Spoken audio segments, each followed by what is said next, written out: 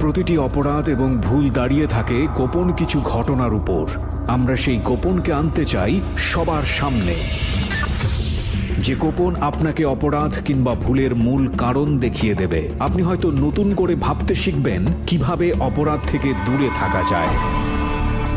আমরা অপরাধীকে দোষী বলার আগে কেন সে দোষ করেছে সেটা দেখাই, যাতে আপনি আর সেই ভুল না করেন। আমরা অপরাধকে নিরুৎসাহিত করতে অপরাধ কিংবা কোনো ভুলের নির্মম পরিণতি দেখাই, যাতে আপনাকে আমরা সেই জায়গায় না দেখি। আমরা বিশ্বাস করি প্রতিটি মানুষই সম্ভাবনাময়। কাউকে তার ভুল বা অপরাধের শাস্তি দেবার আগে আমরা তার ভুলের পেছনের গোপন সত্য সবার সামনে বলার সৎ সাহসকে সম্মান জানাই, যাতে আপনি সেই ভুল থেকে বাঁচতে পারেন। শুরু হলো সিক্রেটস, সামথিং বিয়ন্ড এন্টারটেইনমেন্ট।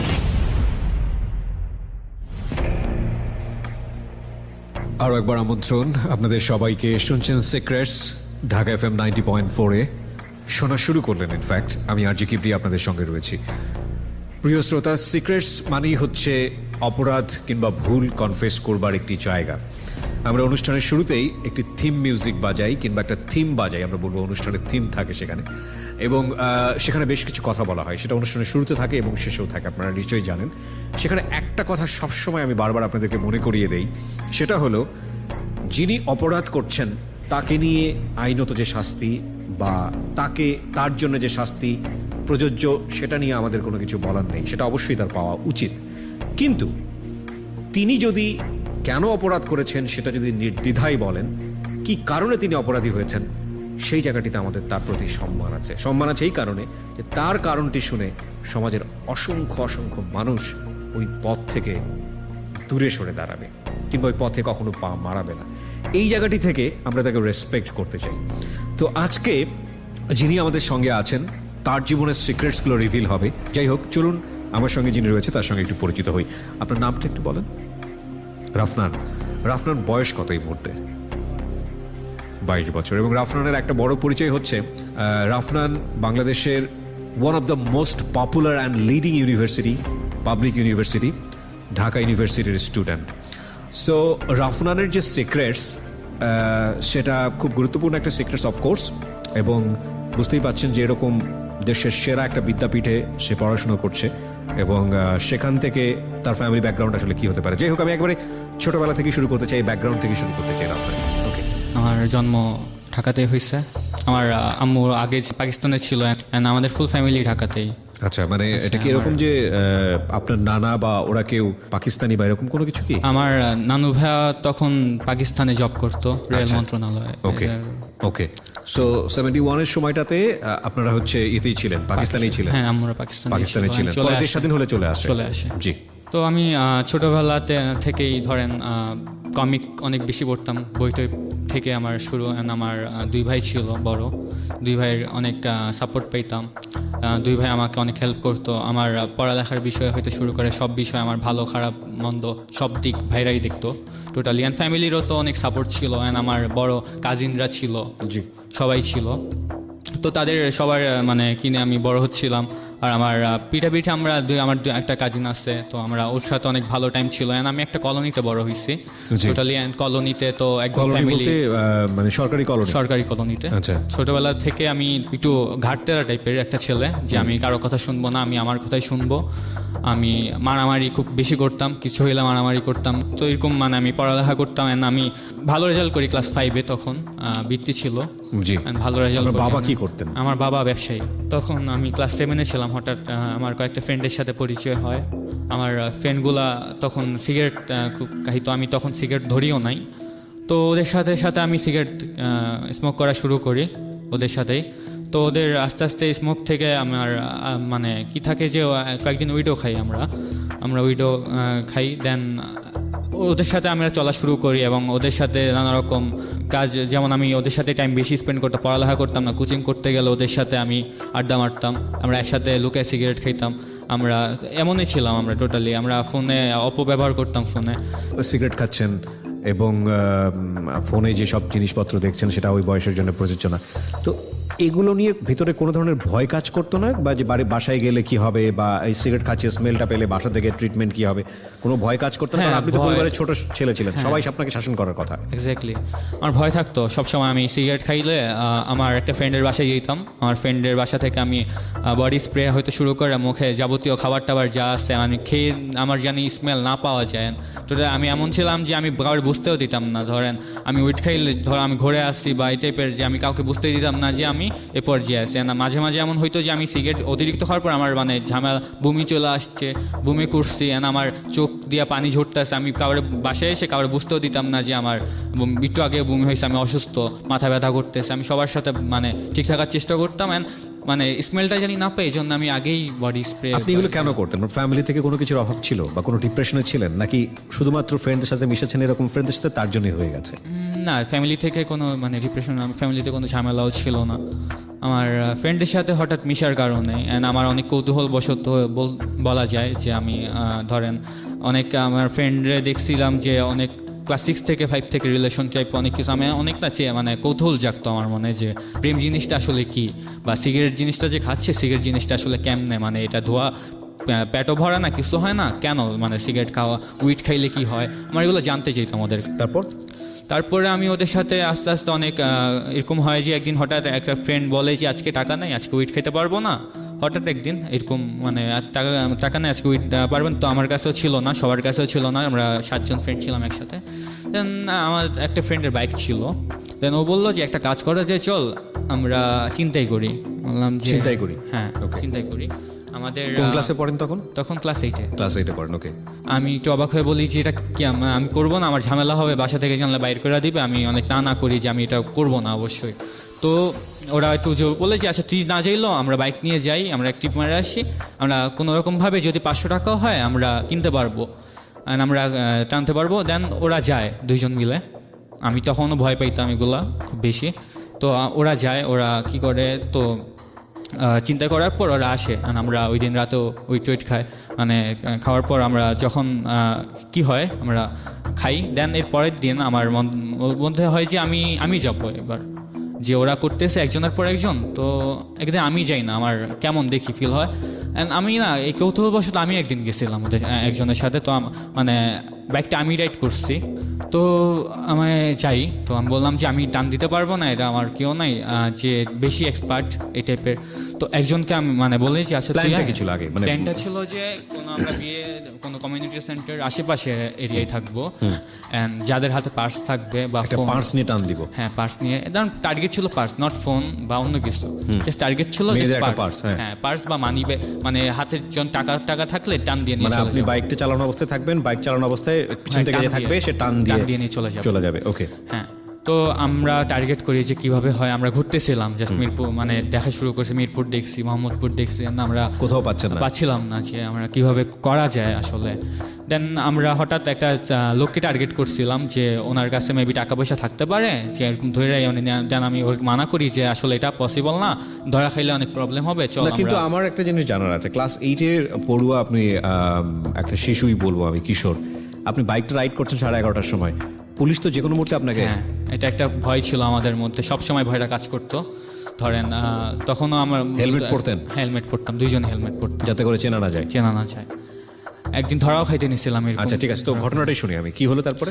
তো একটা মহিলাকে আমি দেখছিলাম, হাজব্যান্ড ওয়াইফ যাচ্ছিল, তো রাস্তা মোটামুটি ফাঁকা। দেন আমরা আগে টার্গেট করে রাখছিলাম যে এরিয়াতে আমরা কোন দিক দিয়ে বাইর হব, আমাদের বাইর হওয়ার একটা পথ রাখা লাগবে অবশ্যই, আর যেখান দিয়ে আমরা বাইর হব।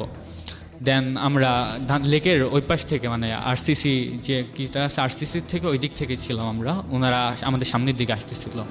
তো আমি মানে স্পিডে ধরেন কি করে বাইক ওদের সাথে নিয়ে পাশাপাশি গেছি, এমন হয়েছিল যে একটুর জন্য মানে অ্যাক্সিডেন্টই হইতো ওদের সাথে। আচ্ছা। দেন আমি যে ওর পাঁচটা টান দিয়ে মহিলা পড়েও যায়, যে পড়ে ব্যথাও পাইছিল কিনা জানি না, উনি কি হয়েছিল। দেন পাঁচ টানটা উনিও টান দিছিল, টানা, তো পাঁচটা আমাদের হাতে চলে আসে ছিঁড়ে। তো আমরা এটা নিয়ে চলে যাই, বেশি কিছু পাই না এখানে, টাকা ছিল আর ফোন সেট ছিল, আমার ফোন সেটটা ধরিয়ে নাই, আমরা ফালাই দিছিলাম এটা, যে ফোন নিলে সমস্যা হবে। সবার কাছে ভালো ফোন ছিল, এই জন্য ফোনের প্রতি কারো ইন্টারেস্ট ছিল না তখন, মানে আমরা ফালাই দিছিলাম। ফালাই দেওয়ার পরে আমরা তখন এটা টাকা নিয়ে এই যা করার তাই করতাম। কত টাকা পেলেন? 1250 টাইপের 1250 টাকাতে আপনারা সবাই উইট খেলেন। উইট খেলাম। তো 11:30 12টা পর্যন্ত আপনারা যখন এই কাজটা করছেন, আপনি ক্লাস 8 স্টুডেন্ট, আপনার বাবা মোটামুটি সম্ভ্রান্ত হ্যাঁ। ব্যবসায়ী, ওই সময়টাতে তো আপনার খবর হয়ে যাওয়ার কথা যে 12টা 12:30টার সময়। হ্যাঁ, আমি করতাম যে মাঝে মাঝে মানে একটু বেশি রাত করতাম মাঝে মাঝে। অ্যান্ড সন্ধ্যা কোচিং করতে বের হইলে আমি বলতাম যে আমার ফ্রেন্ডের বাসায় পড়বো, রাত 11টা পর্যন্ত থাকবো, অ্যান্ড আমি চলে আসবো 11টা 12টার মধ্যে চলে আসবো। আচ্ছা। অ্যান্ড বাবা ভাবতো যে আসলে সত্যি আমি পড়তেছি বা আমি পড়তে আসলে যাই। খোঁজ খবর নিয়ে দেখতো না? হ্যাঁ, খোঁজ খবর নিত মাঝে মাঝে। যে ফ্রেন্ডটারে বলতো, সেই ফ্রেন্ডটা বলতো হ্যাঁ আঙ্কেল আমি বাসায় আছে। ও কোথায়? ওকে আপনাদের সঙ্গে থাকতো? আমাদের সঙ্গে পাশে থাকলো, সাইডে গিয়ে জানি নিরিবিলি তারপরে কথা বলতো? হ্যাঁ, কথা বলতো যে আঙ্কেল পড়তেছে। আমরা মানে মানে বুঝাইতো যে পড়তেছে আসলে। আব্বু বুঝতো না, আব্বু একটা সময় বুঝতে পারে। তখন ক্লাস 8 এর রেজাল্ট আমার খারাপ হয়, মোটামুটি আচ্ছা। খারাপ বলতে পাস হয় নাই, 4.94 পেয়েছিলাম আমি। তো আব্বু মানে একটু কি হয়, আমার বড় ভাইরা বলছিল যে ওকে একটু দেখ, ওর সমস্যা আছে। আমি খোঁজখবর নিয়ে দেখছি, আব্বু আবার খোঁজখবর নিয়ে দেখছে। আর যে ফ্রেন্ডগুলোর সাথে মিশতাম সবগুলার রেকর্ড মোটামুটি এলাকায় খারাপ, বা এলাকারই তো সবাই খারাপ বলে ওদের।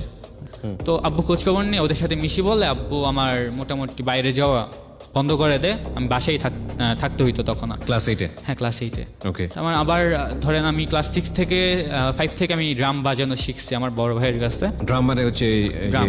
বাদ্যযন্ত্র? হ্যাঁ, ড্রাম। ওকে। বাদ্যযন্ত্র। এন্ড গিটারও মোটামুটি ভালো পারি। বড় ভাইয়ের কাছ থেকে শেখা? বড় ভাইয়ের কাছ থেকে শেখা। আচ্ছা। আমার মিউজিকের প্রতি ইন্টারেস্ট ছিল। যখন আমি একঘেয়ে হয়ে যাই, ওকে। তো আমি মিউজিক করার জন্য প্ল্যান করতে থাকি। মানে আমার ঘরের ভিতরে যেহেতু বন্ধই করে রাখে, সুতরাং বাসা থেকে মিউজিক করবো। মিউজিক করবো আমি। আমার কয়েকটা ফ্রেন্ড ছিল, দেন ফ্রেন্ডরা মিলে প্ল্যান করে আমরা একটা ব্যান্ড করি, লাস্ট বেঞ্চ নাম দিই কোনো রকম ভাবে। আমরা Okay. লাস্ট বেঞ্চ এই টাইপের একটা নাম দিয়ে আমরা কাজ শুরু করি। একদিন হঠাৎ একটা ভাইয়ের সাথে পরিচয় হয়, পলিটিক্যাল লিডার। উনি বলে যে আজ তুমি একটা কাজ করতে পারবা? বললাম যে হ্যাঁ বলেন ভাইয়া। দেন বললো যে আমার একটা ছোট ভাই ঝামেলা হয়েছে, একটা কি নিয়ে মানে ওরা একটা ছেলে থাপ্পড় মারছে, বড় আমার থেকে, যে ছেলেগুলো থাপ্পড় মারছিল অন্য একটা ছেলেরে, ওর একটু একটু দেখো কোন ছেলেরা থাপ্পড় মারছে, ওর যা একটু মারো। দেন আমি একটু মানে খুশি হয়ে গেছি যে আমার বড় ভাই আমার কাজ দিছে। বিশাল ব্যাপার। হ্যাঁ, বিশাল ব্যাপার এটা। আমি খুশি হয়ে মানে এবার কাজটা করবো। দেন বড় যে 2টা ছেলে ছিল ওদের ইচ্ছা মতো মারছি। তো এরকম হয়েছে, মারার পর দেন এরকম একটা ভাইয়ের সাথে এরকম পরিচয় হয়। সে ভাই আবার ধরেন সে ভাবতো যে আমার অনেক রিলেশন আছে, বা আমার আমি অনেক মেয়ের সাথে কথা বলি। মানে আমার মেয়ে ফ্রেন্ড ছিল, বাট আমি অত বেশি ওদের সাথে মিশতাম না। আমার ফ্রেন্ডের দিয়ে আমি বিজি থাকতাম, যে মেয়ে ফ্রেন্ডে ইন্টারেস্ট ছিল, প্রেম করার ইন্টারেস্ট ছিল, যে প্রেম করতে পারলে করতাম আমি। তখন অত আমার ক্যাপাসিটি হয় নাই যে আমি প্রেম করি, আমার মানে এত স্কোপ হয় নাই যে আমি প্রেম করা শুরু করবো। উনি আবার আমার বললো যে দেখ আমার জন্য কোনো মেয়েটে পাস নাকি, তো প্রেম করবো আমি। বড় ভাই? হ্যাঁ, বড় ভাই। তো আমি আরো খুশি যে বড় ভাই আমার কাছে মেয়ে চায়। এটা তো আমার কাছে অনেক বিরাট ব্যাপার যে বড় ভাই আমারে সমস্যা হলে আমাদের মানে দেখবে, আমার কি অনেক হেল্প করবে বড় ভাই আমারে। বড় ভাইরা যে কোনো ভাবে জানতে পারে, আপন দুই ভাই? হ্যাঁ, আপন বড় দুই ভাই জানতে পারে। দেন বললো যে দেখ তুই আমার ভাই, নেতা হও ঠিক আছে, নেতা হইলাম মানা করুম না, কিন্তু এমন কিছু করিস না জানে আমাদের সবার সমস্যা হয়। তো এরকম দেন ওই যে ভাইটা মেয়ে চাইতো, সবার কাছে মেয়ে চাইতো। মানে এমন যে যার সাথে ভালো সম্পর্ক একটু হয়েছে সবার কাছে, যে একটা মেয়ের সাথে রিলেশন করায় দেয় না। আমার দুই ভাই বলছিল যে দেখ কলেজ লাইফ থেকে আমার কাছে চায়, আমি কখনো পাত্তা দিতাম না। ওর কাছে আমার তোর মেজো ভাইয়ের কাছে চাইতো, ও কখনো পাত্তা দিত না। তুই কেন পাত্তা দিলি? তুই কেন বললি যে হ্যাঁ ঠিক আছে ভাই প্রেম করাই দিব আপনারে, এটাই পেরেছি কেন? তো এমনই তো হচ্ছে ক্লাস 9 পার হয়ে এমন করে পলিটিক্যাল অনেক ঝামেলায় জড়াচ্ছিলাম আমি, টোগ্রামে যাইতাম। ক্লাস 9 পার হইলো, পড়ালেখা তো করতামই না টোটালি। তাই ক্লাস 10-এ আসি একটু ধরেন পলিটিক্যাল কমায় পড়ালেখা অনেক করা লাগছে, কজ আমার রেজাল্ট খারাপ হইলে ফ্যামিলি থেকে আমার অনেক ঝামেলা হবে। এটা টার্গেট থাকতো যে আমার বড় ভাইরা পাবলিকে পড়ছেন, আমারও পাবলিকে পড়া লাগবে, পাবলিক ইউনিভার্সিটি। হ্যাঁ পড়া লাগবে। দেন আমি মুখ দেখাইতে পারবো না করে যদি আমার পাবলিকে না হয়, অবভিয়াসলি। আমি পড়ালেখা শুরু করি, 1 বছর টানা পড়ি, দেন রেজাল্টও ভালো হয় আমার। ওকে, আমরা ব্যাকগ্রাউন্ডে আছি প্রিয় শ্রোতা, ছোট্ট একটা বিরতির পর আবারও ফিরে আসবো। আপনারা শুনছেন secrets on 90.4 FM, which is Dhaka FM nation wide. আমরা আছি, আমি আরজি কিবরিয়া রয়েছি আপনার সঙ্গে, এবং আমার এই অনুষ্ঠানে আরও টিম মেম্বার সাফওয়ান, এবং মিউজিক ও বাকি সব এডিটিং সব কিছু মিলিয়ে রয়েছে সুশান্তদা। তো আপনারা যদি এই অনুষ্ঠানে আসতে চান কনফেস করবার জন্য, অ্যান্ড যে কেউই হতে পারেন, নিজের জীবনের ভুল কিংবা অপরাধগুলো নিয়ে মানুষকে সচেতন করবার জন্য, নিজের পরিচয় গোপন করে হোক বা ফ্ল্যাশ করে হোক, যেটাই বলি না কেন, তাহলে আপনি মোস্ট ওয়েলকাম এবং সম্মানের সাথে। আমরা দেখাতে চাই একজন অপরাধী আসলে কিভাবে বাধ্য হয়ে অপরাধের দিকে যান। ওই জায়গাটা, প্রকাশের জায়গাটাতে আমাদের সবসময় শ্রদ্ধা আছে, কারণ আমরা মনে করি আপনার এই প্রকাশ আরেকজনকে এই ভুল রাস্তা থেকে সরিয়ে নিয়ে আসবে। ছোট্ট একটা বিরতি, মাত্র 2 মিনিটের। এই ফাঁকে বলবো, যারা এই অনুষ্ঠানটির সাথে অলওয়েজ কানেক্টেড থাকতে চান এবং ঢাকা এফএম এর অন্যান্য অনুষ্ঠানগুলো সম্পর্কে আপ টু ডেট হতে চান, প্লিজ আমাদের ফেসবুকটাতে আপনারা জয়েন করতে পারেন। আমাদের ফেসবুকের ঠিকানা www.facebook.com/ILoveDhakaFM। লাইক দিয়ে দিবেন please. Secrets. Something beyond entertainment.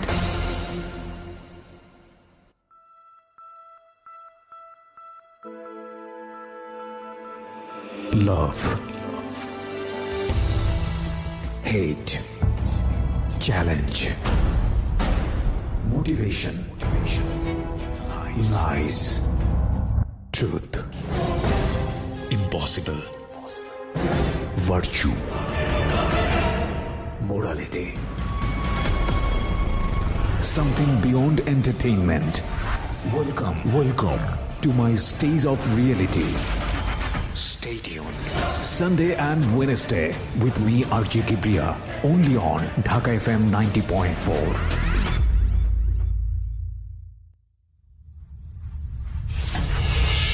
Secrets. Something beyond entertainment. স্বাগত আরো একবার প্রিয় শ্রোতা, শুনছেন ঢাকা এফএম 90.4। আমি আরজি কিবরিয়া রয়েছি আপনার সঙ্গে, এবং 2 মিনিট পর আপনাদের সবাইকে আরো একবার শুভেচ্ছা এবং স্বাগত জানিয়ে শুরু করছি আমাদের এই অনুষ্ঠানটি। আজকে এখানে কনফেস করছে রাফনান, সে ঢাকা ইউনিভার্সিটির স্টুডেন্ট, সায়েন্স ফ্যাকাল্টির। ওকে, কথা না বাড়িয়ে আবারও ফিরছি। রাফনান, আমরা যে জায়গাটাতে ছিলাম যে ভালো করে পড়াশোনা করছিলেন আপনি এসএসসির আগে, এবং রেজাল্টও বোধহয় ভালো হলো। জি, তারপর ইন্টারে ভর্তি হলাম একটা ভালো কলেজে। শাসন ব্যবস্থা এখানে ভালো ছিল, যে এখানে কেউ মানে পলিটিক তো ছিলই না, কেউ শৃঙ্খলা আচরণ করতে পারতো না। তো আমি কলেজে ক্লাস করতে থাকি 1-2 মাস করি। 2 মাস করার পর আমার একটা টিচার ছিল, আমাকে প্রায় মানে মারতো, গায়ে হাত তুলতো। মানে মারার পর আমি এরকম হইতে আমি নিতে পারতেছিলাম না। তো বিনা কারণে মারতেছিল, আমি নিতে পারতেছিলাম না যে আমাকে বিনা কারণে মারতেছে, কেন মারবে। একদিন এরকম বিনা কারণে মারলো, তো আমি মেজাজও খারাপ ছিল যে কোনো কারণে, আমি একটু রুড বিহেভ করে ফেলি। রুড বিহেভ বলতে আমি গালিগালাজ পর্যন্ত করি ক্লাসের মধ্যে না, এরকম বারান্দায় মারার সময়টাতে বের হয়ে এসে আপনি গালিগালাজ করেন? গালিগালাজ করি। টিচারটা সাথে আমাকে নিয়ে গেল। কার কাছে নিয়ে গেল? প্রিন্সিপালের কাছে নিয়ে গেল। ডাকলো ফ্যামিলি, ডাকার পর আব্বু গেল, দেন আব্বুর টিসি দিয়ে দিল। বাবা রিকোয়েস্ট করলো না? রিকোয়েস্ট করলো অনেক, কিন্তু লাভ হইলো না, যে পসিবল না এই ছেলেকে রাখা। না, আব্বু অনেক রাগ করছিল যে তুই মানে এমন কিছু করলি, আর তোর তো ভাইয়ের রেকর্ড নাই কোনো, যে এমন কোনো পরিবারের মধ্যে একটাই সন্তান যে এরকম উশৃঙ্খল হয়েছে। তোর 2 ভাইয়ের তো ভালো, সবাই ভালো, তুই কেন এমন করলি? আব্বু বুঝেইছে অনেক, বাসায় এসে মারছিল। তো আমি মায়ের খাওয়ার পরে 2-3 দিন বাসার বাইরে চলে আসি, আমি ভয়ে যে বাসায় থাকলে আমার মারবেই। তো আমি 2-3 দিন বাসার বাইরে থাকি, দেন আব্বু আবার আমাকে খুঁজে আনে, বাসায় আনে, আমাকে সব মানে বুঝাই যে যা করছো ঠিক আছে, আমি এই কলেজে এখন অ্যাডমিট হয়েছে, ক্লাস করা শুরু কর, ঠিক আছে। তো আমি যাইতাম না, সরকারি কলেজ ছিল, যাইতাম না আমি কলেজে, ক্লাস করতাম, বলতাম আব্বু পলিটিক্স করে অনেক, পলিটিক্যাল অনেক কি মানে ডাকে আমি যাবো না।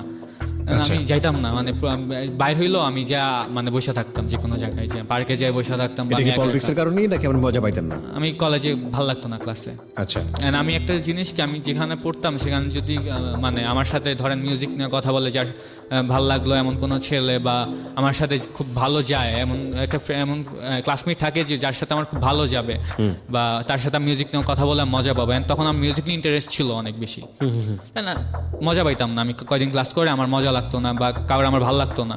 তারপরে কলেজে আমি এইচএসসি দিলাম, রেজাল্ট ভালো হয় নাই, আবার খারাপ প্লাস ছিল, বাট অনেক প্লাস ছুটে গেছিল অনেক সাবজেক্টে। দেন এটা নিয়েও ফ্যামিলি কিছু বলে নাই, যে ঠিক আছে যা হয়েছে, এবার পাবলিকের জন্য ভালো মতো প্রিপারেশন নাও তুমি।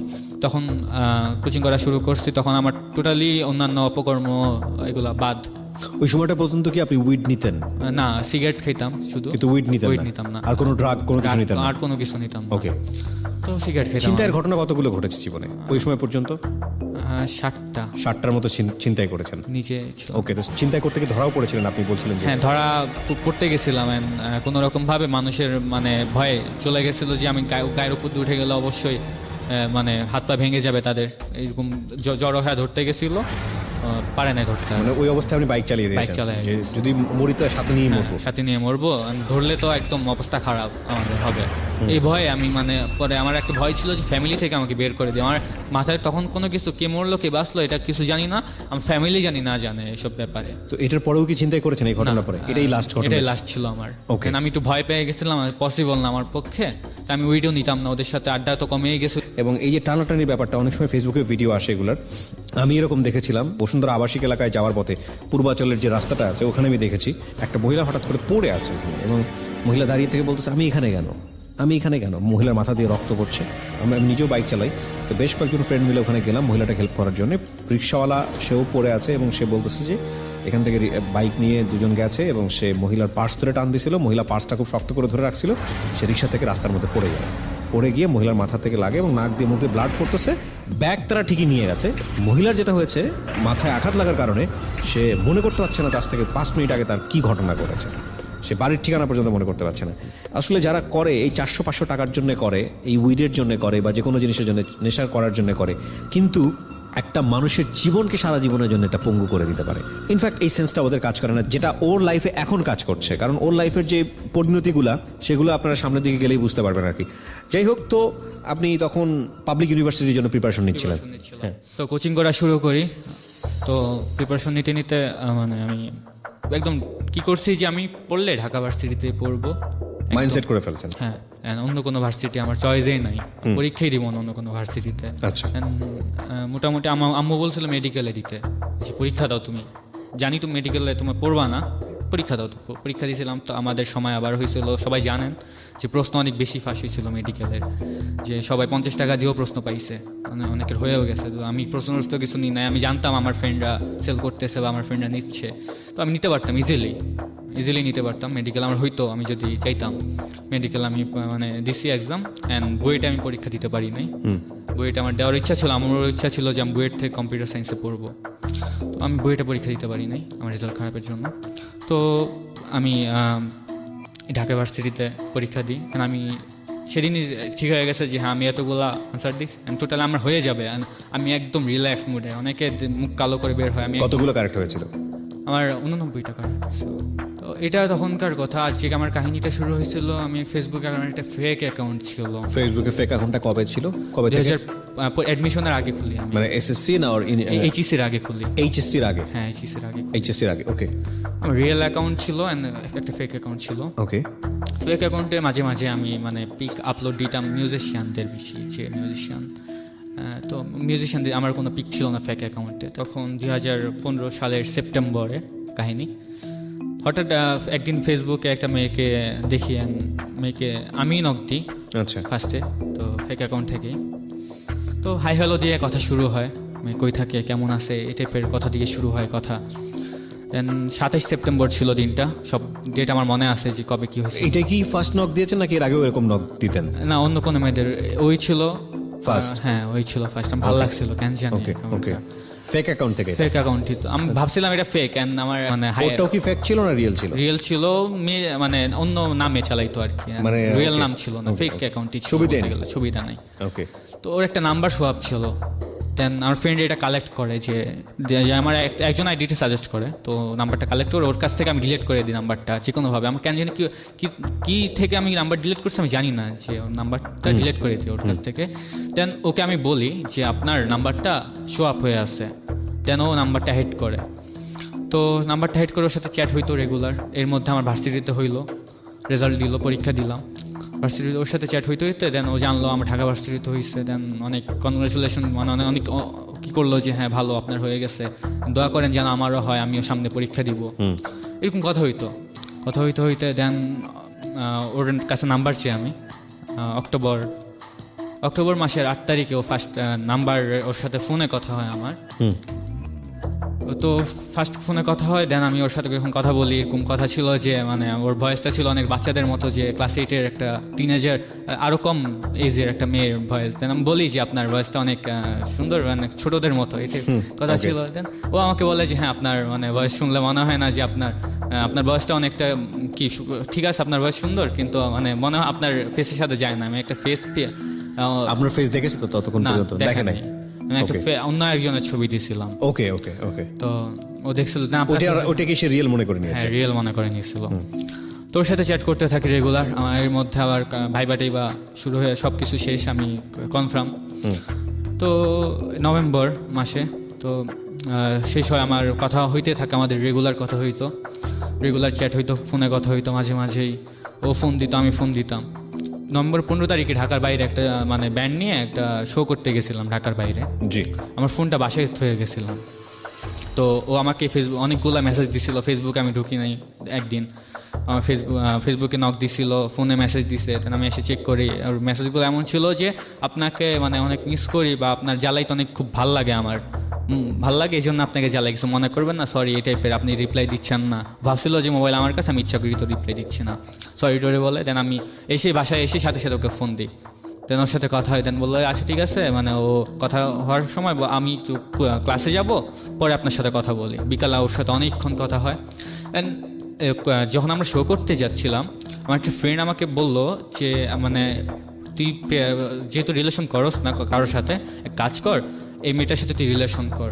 বললাম যে কেমনে, আমি তো মানে এরকম আমার এক্সপিরিয়েন্স না, আমি কেমনে বলবো যে আমি এখনো ভালোবাসি না বা মজা করতেছি, কেন বলবো এই মেয়েটার আমি ভালোবাসি? বললো যে না কর তুই। এর মধ্যে আবার হয়েছিল যে ওর একটা ফ্রেন্ড আমাকে নক দিছিল, ওর একটা ফ্রেন্ডের সাথে আমি কথা বলছিলাম ফোনে। আচ্ছা, তো ওর ফ্রেন্ডের সাথে নক দিছিল, ওর ফ্রেন্ডের সাথে ওই মেয়ের ফ্রেন্ড? হ্যাঁ, ওই মেয়েটার নাম যেন কি ছিল? ফেরদৌসি। তো ফেরদৌসির একটা ফ্রেন্ড আমার সাথে চ্যাট করতো মাঝে মাঝে। আচ্ছা, তো নক দিছিল, আমি ওর সাথে কথা বলতাম। তো আমার ফ্রেন্ডটা আমাকে সাজেস্ট করছিল যে তুই এক কাজ কর, তুই ওর ফ্রেন্ডটারে প্রপোজ কর তুই। মানে ফেরদৌসির ফ্রেন্ডকে? হ্যাঁ, ফেরদৌসি তোকে পছন্দ করে, মেবি তুই ওর ফ্রেন্ডটারে প্রপোজ কর, দেখবি যে ফেরদৌসি নিজ থেকে তোকে বলে দিবে যে ভালোবাসে। ওকে। তো আমি সেদিন ছিল নভেম্বরের 17 তারিখ। জি। তো আমি প্রপোজ করে ফেলি ওর ফ্রেন্ডটারে, মানে এটা ফান করি আর? হ্যাঁ, ফান করে। দেন ওরা, আমি প্রপোজ করে সাথে সাথে বুঝি যে ওরা সিরিয়াসলি নিয়ে নিচ্ছে, ওর ফ্রেন্ডটাও সিরিয়াসলি নিয়ে নিচ্ছে, রাজি মানে রাজি হবে। দেন ও ওর ফ্রেন্ডকে বুঝাচ্ছে যে আমি ফাইসা গেছি, যে এই কি আমি তোর ফ্রেন্ডের সাথে তো আর রিলেশন করতে যাচ্ছি না। কে তার ফ্রেন্ডকে বোঝাচ্ছে? ফেরদৌসি তার ফ্রেন্ডকে হ্যাঁ, বোঝাচ্ছে? ফ্রেন্ডকে বুঝাচ্ছে আমার সাথে রিলেশন করতে। আমি তো পুরো ছিলাম যে মানে আপনি যেটা করতে, ওটাকে বলে বুমেরাং, মানে আপনি যেটা করতে চেয়েছেন উল্টাটা হয়েছে। মানে আপনি সারপ্রাইজ দিতে আপনি নিজেই সারপ্রাইজ হয়ে গেছেন। ওকে, হ্যাঁ, তারপর? দেন ওই দিন রাতে ফেসবুকে মানে বাংলাদেশের ফুল ফেসবুকই অফ হয়ে যায়।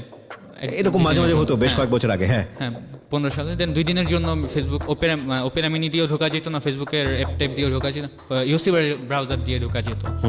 তো আমি ঢুকতাম, ও ঢুকতো না মেবি। তো ওর সাথে দেখতাম ফোনে কথা হইতো কয়েকদিন। দেন যেদিন প্রপোজ করি এর পরের দিন ওর সাথে ফোনে কথা হয়েছিল। দেন বলে ফেরদৌসির বান্ধবীর সাথে? না, ফেরদৌসির সাথে। দেন আমি ওর কাছে ক্ষমা চাই যে আমি আসলে সত্যিই মজা করছি, দেখো আমার এরকম কোনো ইন্টেনশন ছিল না। কেমন, ফেরদৌসির বান্ধবীর কাছে না ফেরদৌসির কাছে? ফেরদৌসির কাছে বলছি। ফেরদৌসির কাছে ক্ষমা চান? হ্যাঁ। ওকে। না, তুমি মানে রাগ কইরো না প্লিজ। তো বললো যে না, আপনার সাথে কথা বলা ঠিক হচ্ছে না। তাও আমার সাথে মানে কথা বলতো যে ঠিক হচ্ছে না, ও তাও আমার সাথে কথা বলতো। কথা বলা ঠিক হচ্ছে না কেন? কথা তো বলতেই পারে। হ্যাঁ, বলতে পারে যে আপনি আমার ফ্রেন্ডের সাথে এমন করছেন, আপনার সাথে তো কথা বলা উচিত না আমার, এমন ছিল। ওকে, এটা কি ও জেলাস ফিল করতেছিল বা এরকম কোনো কিছু কি? এমন কিছু জানি না, হয়তো আমার প্রতি উইক ছিল। আমার বলছিল যে তোমার সাথে যখন আমি কথা বলতাম, আমাকে এক সময় বলছিল তোমার খারাপ লাগতো আমার খুব, যে তোমার প্রতি আমার ভালো লাগতো, তোমার কথা আমার ভালো লাগতো, তোমার সাথে আমার কথা বলতে অনেক ভালো লাগতো, তাই তোমার সাথে। ওকে। তো এমন যে আপনার সাথে কথা বলা উচিত, আপনি আমার ফ্রেন্ডের সাথে এমন করছেন, এমন হচ্ছিল। তারপরে ও মানে এরকম আমাদের কথা হতেই থাকে। তো ডিসেম্বরের 12 তারিখে টোটালি আমি ওকে বলেই দিই যে আমি ওকে ভালোবাসি। ও আমার একটা কাজিনের সাথে চ্যাট করতো। এর আগে কি আপনার ওর সঙ্গে দেখা হয়েছে? মানে ফেরদৌসির সঙ্গে কি দেখা হয়েছে? দেখা হয় নাই, না ফেসবুকে দেখি লাভ করে ফেলেছেন? হ্যাঁ, আমি না দেখি টোটালি ফোনে কথা বলি? ফোনে কথা বলে। ওকে। তো আমার কাজিনের সাথেও চ্যাট করতো, কাজিনটাও ধরে ফেলে যে আমি একজনকে ওকে ফেরদৌসিকে ভালোবাসি বা ফেরদৌসির সাথে আমি রিলেশন করতে যাচ্ছি। কাজিনটা এটা নিতে পারতেছিল না, যে কাজিন চাচ্ছিল ওর একটা ফ্রেন্ডের সাথে আমি রিলেশন করি। ওকে। কাজিনের একটা ফ্রেন্ডের সাথে। তো কাজিন ওকে মানে বলে মেবি বলছিল যে আমি ওকে ভালোবাসি, এটা এরকম কথা বলছিল। তো একদিন ও বলছিল যে আপনি একজনকে ভালোবাসেন, মেবি আপনি বলতে পারতেছেন না ভয়ে। ওর কথা ইন্টেনশন করে বলছিল কিনা জানি না। তো এই কথা বলার পর আমি একটু অবাক হই যে ও কেমনে জানলো, হ্যাঁ কি কেমনে থেকে কি হইলো। দেন ও বলল যে আপনি বলেন যদি ভালোই বাসেন, তো যদি না বলতে পারেন তো কেমন ভালোবাসা হইলো, বলতেই তো পারেন। জি। তো আমি মাইন্ড সেট আপ করি যে আমি ওকে বলবোই এবার। এর পরের দিন আমি 12 তারিখ ছিল, ডিসেম্বরের 12 তারিখ 2015 সাল। তো আমি ওকে বলি যে আমি তোমাকে ভালোবেসে ফেলছি। ওকে, তো ও টোটালি একটু অবাক হয় যে মানে কি হইলো, যে আপনার কোনো সমস্যা আছেন বা আপনি নেশা টেশা করছেন, মেবি আপনি ঘুরে আসেন, আমার উল্টাপাল্টা কথা বলতেছেন। এর মধ্যে আবার ডিসেম্বর থেকে আমি টিউশনে করছিলাম একটা। তো আমি টিউশনে করতাম, ওর সাথে টিউশন দিতে যাওয়ার সময় ফোনে কথা বলতাম, আসার সময় ফোনে কথা বলতাম, এমন তো সারাক্ষণ ওর সাথে মানে কানেক্ট থাকতাম। ওকে, তো ফেসবুকে চ্যাট করতাম।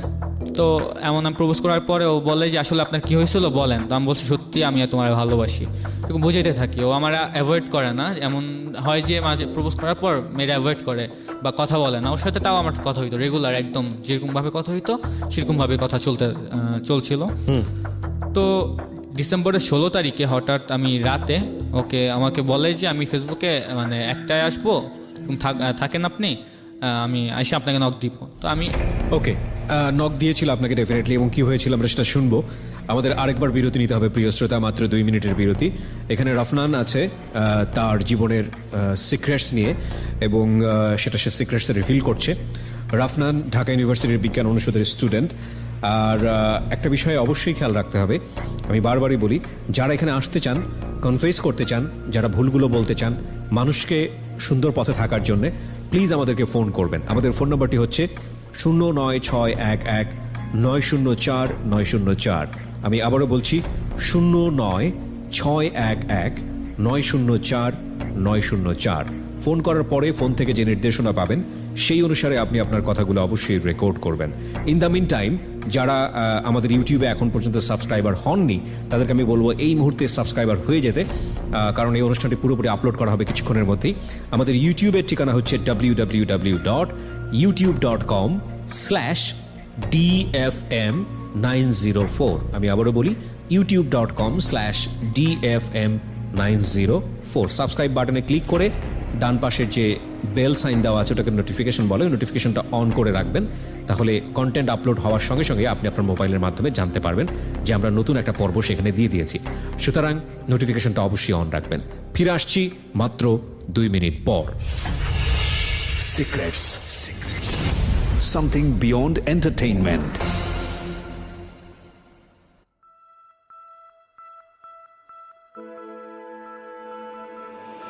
Love. Hate. Challenge. Motivation. Lies. Truth. Impossible. Virtue. Morality. Something beyond entertainment. Welcome to my stage of reality. Stay tuned. Sunday and Wednesday with me RJ Kibriya, only on Dhaka FM 90.4.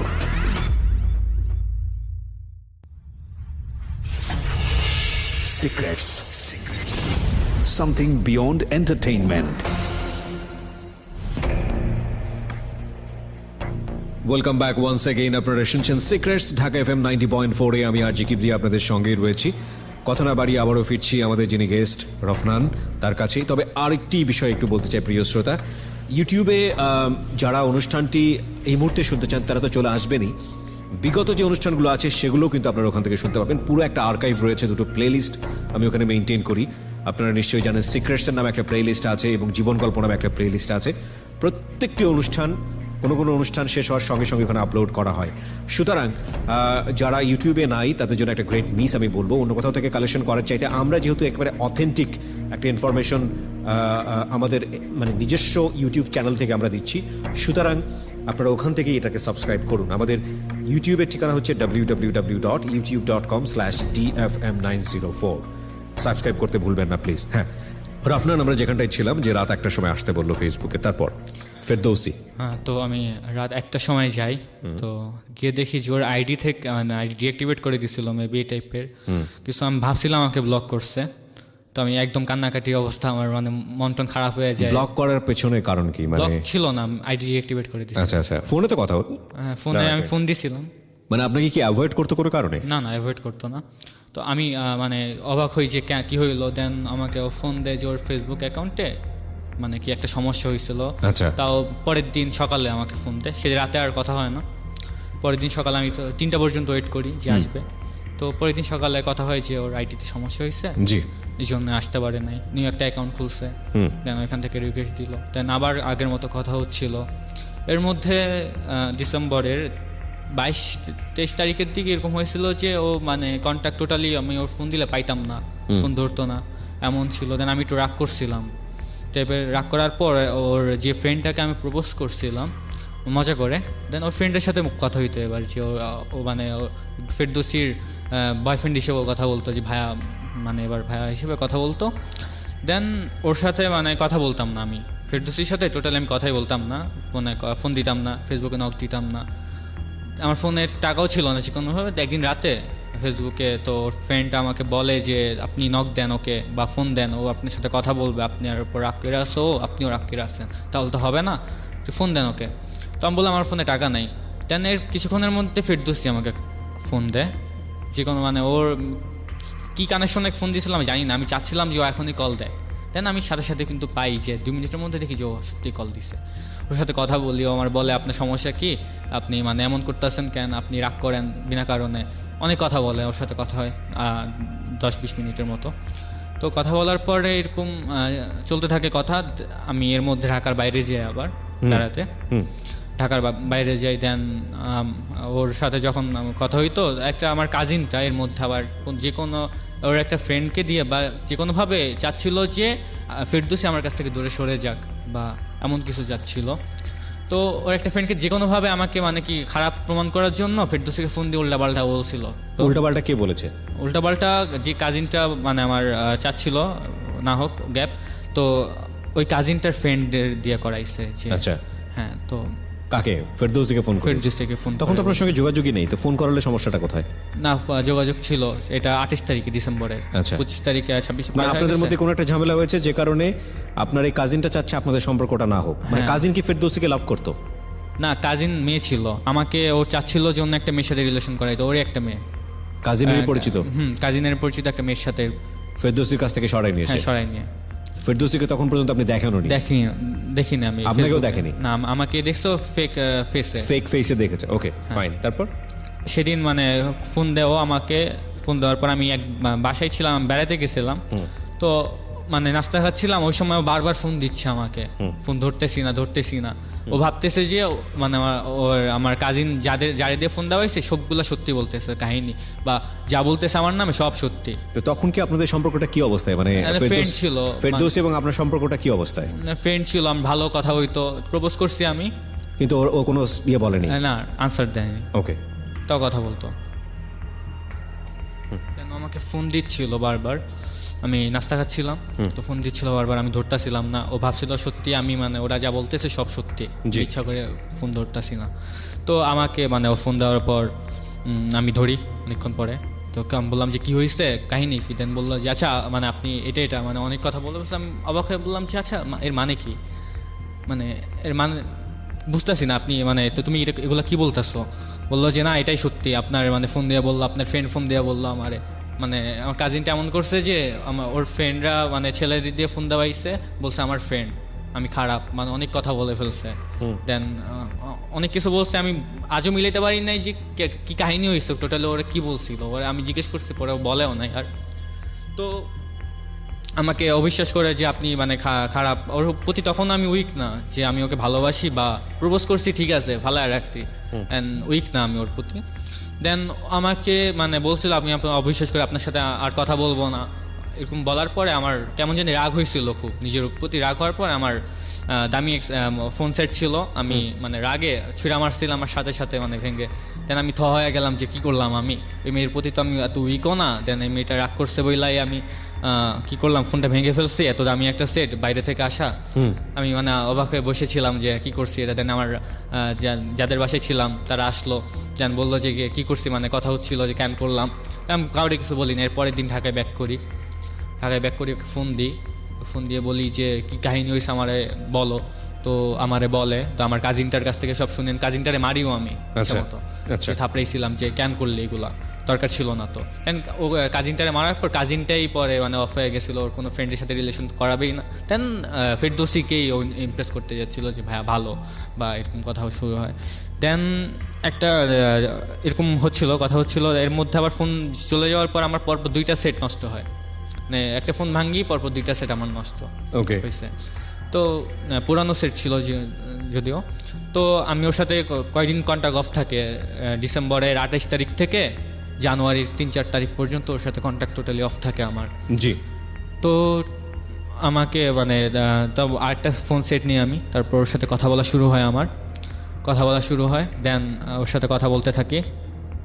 তো জানুয়ারির 11 তারিখে আমার কাজিনটা আমাকে maybe দেখছিল আমি cigarette খাচ্ছিলাম, মানে তো বাইরেই। দেখার পরে ও কাজিনটা এসে ওকে বলে দেয় যে ফেরদৌসি এরকম এরকম আমি ভাইকে দেখছি সিগারেট টানতে। বলার পর ও অনেকটা মানে রাগ করে। তো আমি বাইরে ছিলাম। তো আমি বাসায় আসার পর আমি ও দেখি ফোন দিছিল। ফোন দেওয়ার পর আমি ধরলাম যে কি হয়েছে। দেন ও বলে যে আপনি মিথ্যুক বা আপনি সিগারেট খান, আপনি বলেন আপনি গান কিছু খান না, আমার জন্য ছেড়ে দিচ্ছেন, আপনি তো মানে খারাপ। দেন আমি এমন রিয়েক্ট করি যে আমি একটু সিগারেটই খাই নাই, ওকে। ধরি না। আমি বলছি না আমি তো সিগারেট খাই না, আজব তুমি এগুলা কি বলতেছো, আমি তো এরকম কিছু তো করি নাই। দেন ও বললো যে না আপনি করছেন না। আমি পরে অস্বীকার করে আমি নিজেও মানে কান্নাকাটির অভিনয় ছিল আমার তখন, অবভিয়াসলি অভিনয় ছিল। আমি বলছি যে আমি তোমার ভালোবাসি, তুমি আমার এমন করতেছো। তো আমি এরকম বলছি, আমি ঠিক আছে তুমি যেহেতু আমি বলছো আমি সিগারেট খাই, সত্যি আমি সিগারেট খাবো এখন। অ্যান্ড সত্যিই আমি সিগারেট ধরাই যে আমি খাচ্ছি, টানতেছি সিগারেট। তো এবার এগুলো কথোপকথন কোথায় হচ্ছে? ফোনে হচ্ছে। তো ও বারবার ফোন দিতেছিল, আমি ফোন কথা বলে কেটে দিই, আমি একটা কথা বলে কেটে ফোন দিতে না মানা করি। এরকম হচ্ছিল বাসার মধ্যে। মানে আব্বু মানে ধোয়া মানে কোনো একটা আন্দাজ করতে পারে, দেন নক দিয়ে আব্বুর সাথে তর্কাতর্কি হয়। দেন আব্বু আর কিছু বলে না ওই দিন। আমি বলি যে না এমনি ছিল ধোয়া, এমনি কিছু না এটা। তো আমি কোনোরকম ভাবে কাটাই আব্বুর কাছে। দেন আব্বু বুঝে, আসলে আব্বু বুঝে আর কিছু বলে না যে কি বলবে। তো আব্বুর সাথে অনেক ঝামেলা হয়, কথা কাটাকাটি হয়। দেন আব্বু চলে যায়। তো ওর সাথে কথা হইতো। দেন ও আমাকে সেদিন রাতে আমাকে বলে যে আমিও তোমাকে ভালোবাসি। আমার হ্যাঁ, দেন ওকে রিলেশনশিপ স্টার্ট পরের দিন থেকে। দেন ও মানে পরে রিলেশন স্টার্ট হওয়ার পর থেকে ও বলতে থাকে যে ওর পড়ালেখা আছে, যে মানে ও চাচ্ছে না যে এখন রিলেশন কন্টিনিউ করুক আমাদের। আমরা কথা দিয়েছি দুজনরে এটাই থাকুক। জি।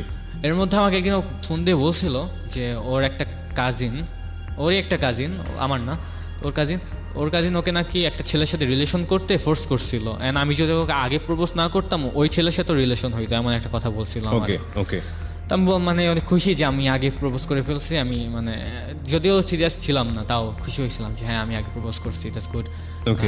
তো হইলো এমন হওয়ার পর দেন কথা হইতো। দেন জানুয়ারির 18 তারিখে আমার সাথে ওর অনেকক্ষণ ফোনে কথা হয়, যে অনেক ইম্পর্টেন্ট কথা আছে বলে আমাকে নক দেয়। তো আমি ফোন দিই, ফোনে কথা হচ্ছিল।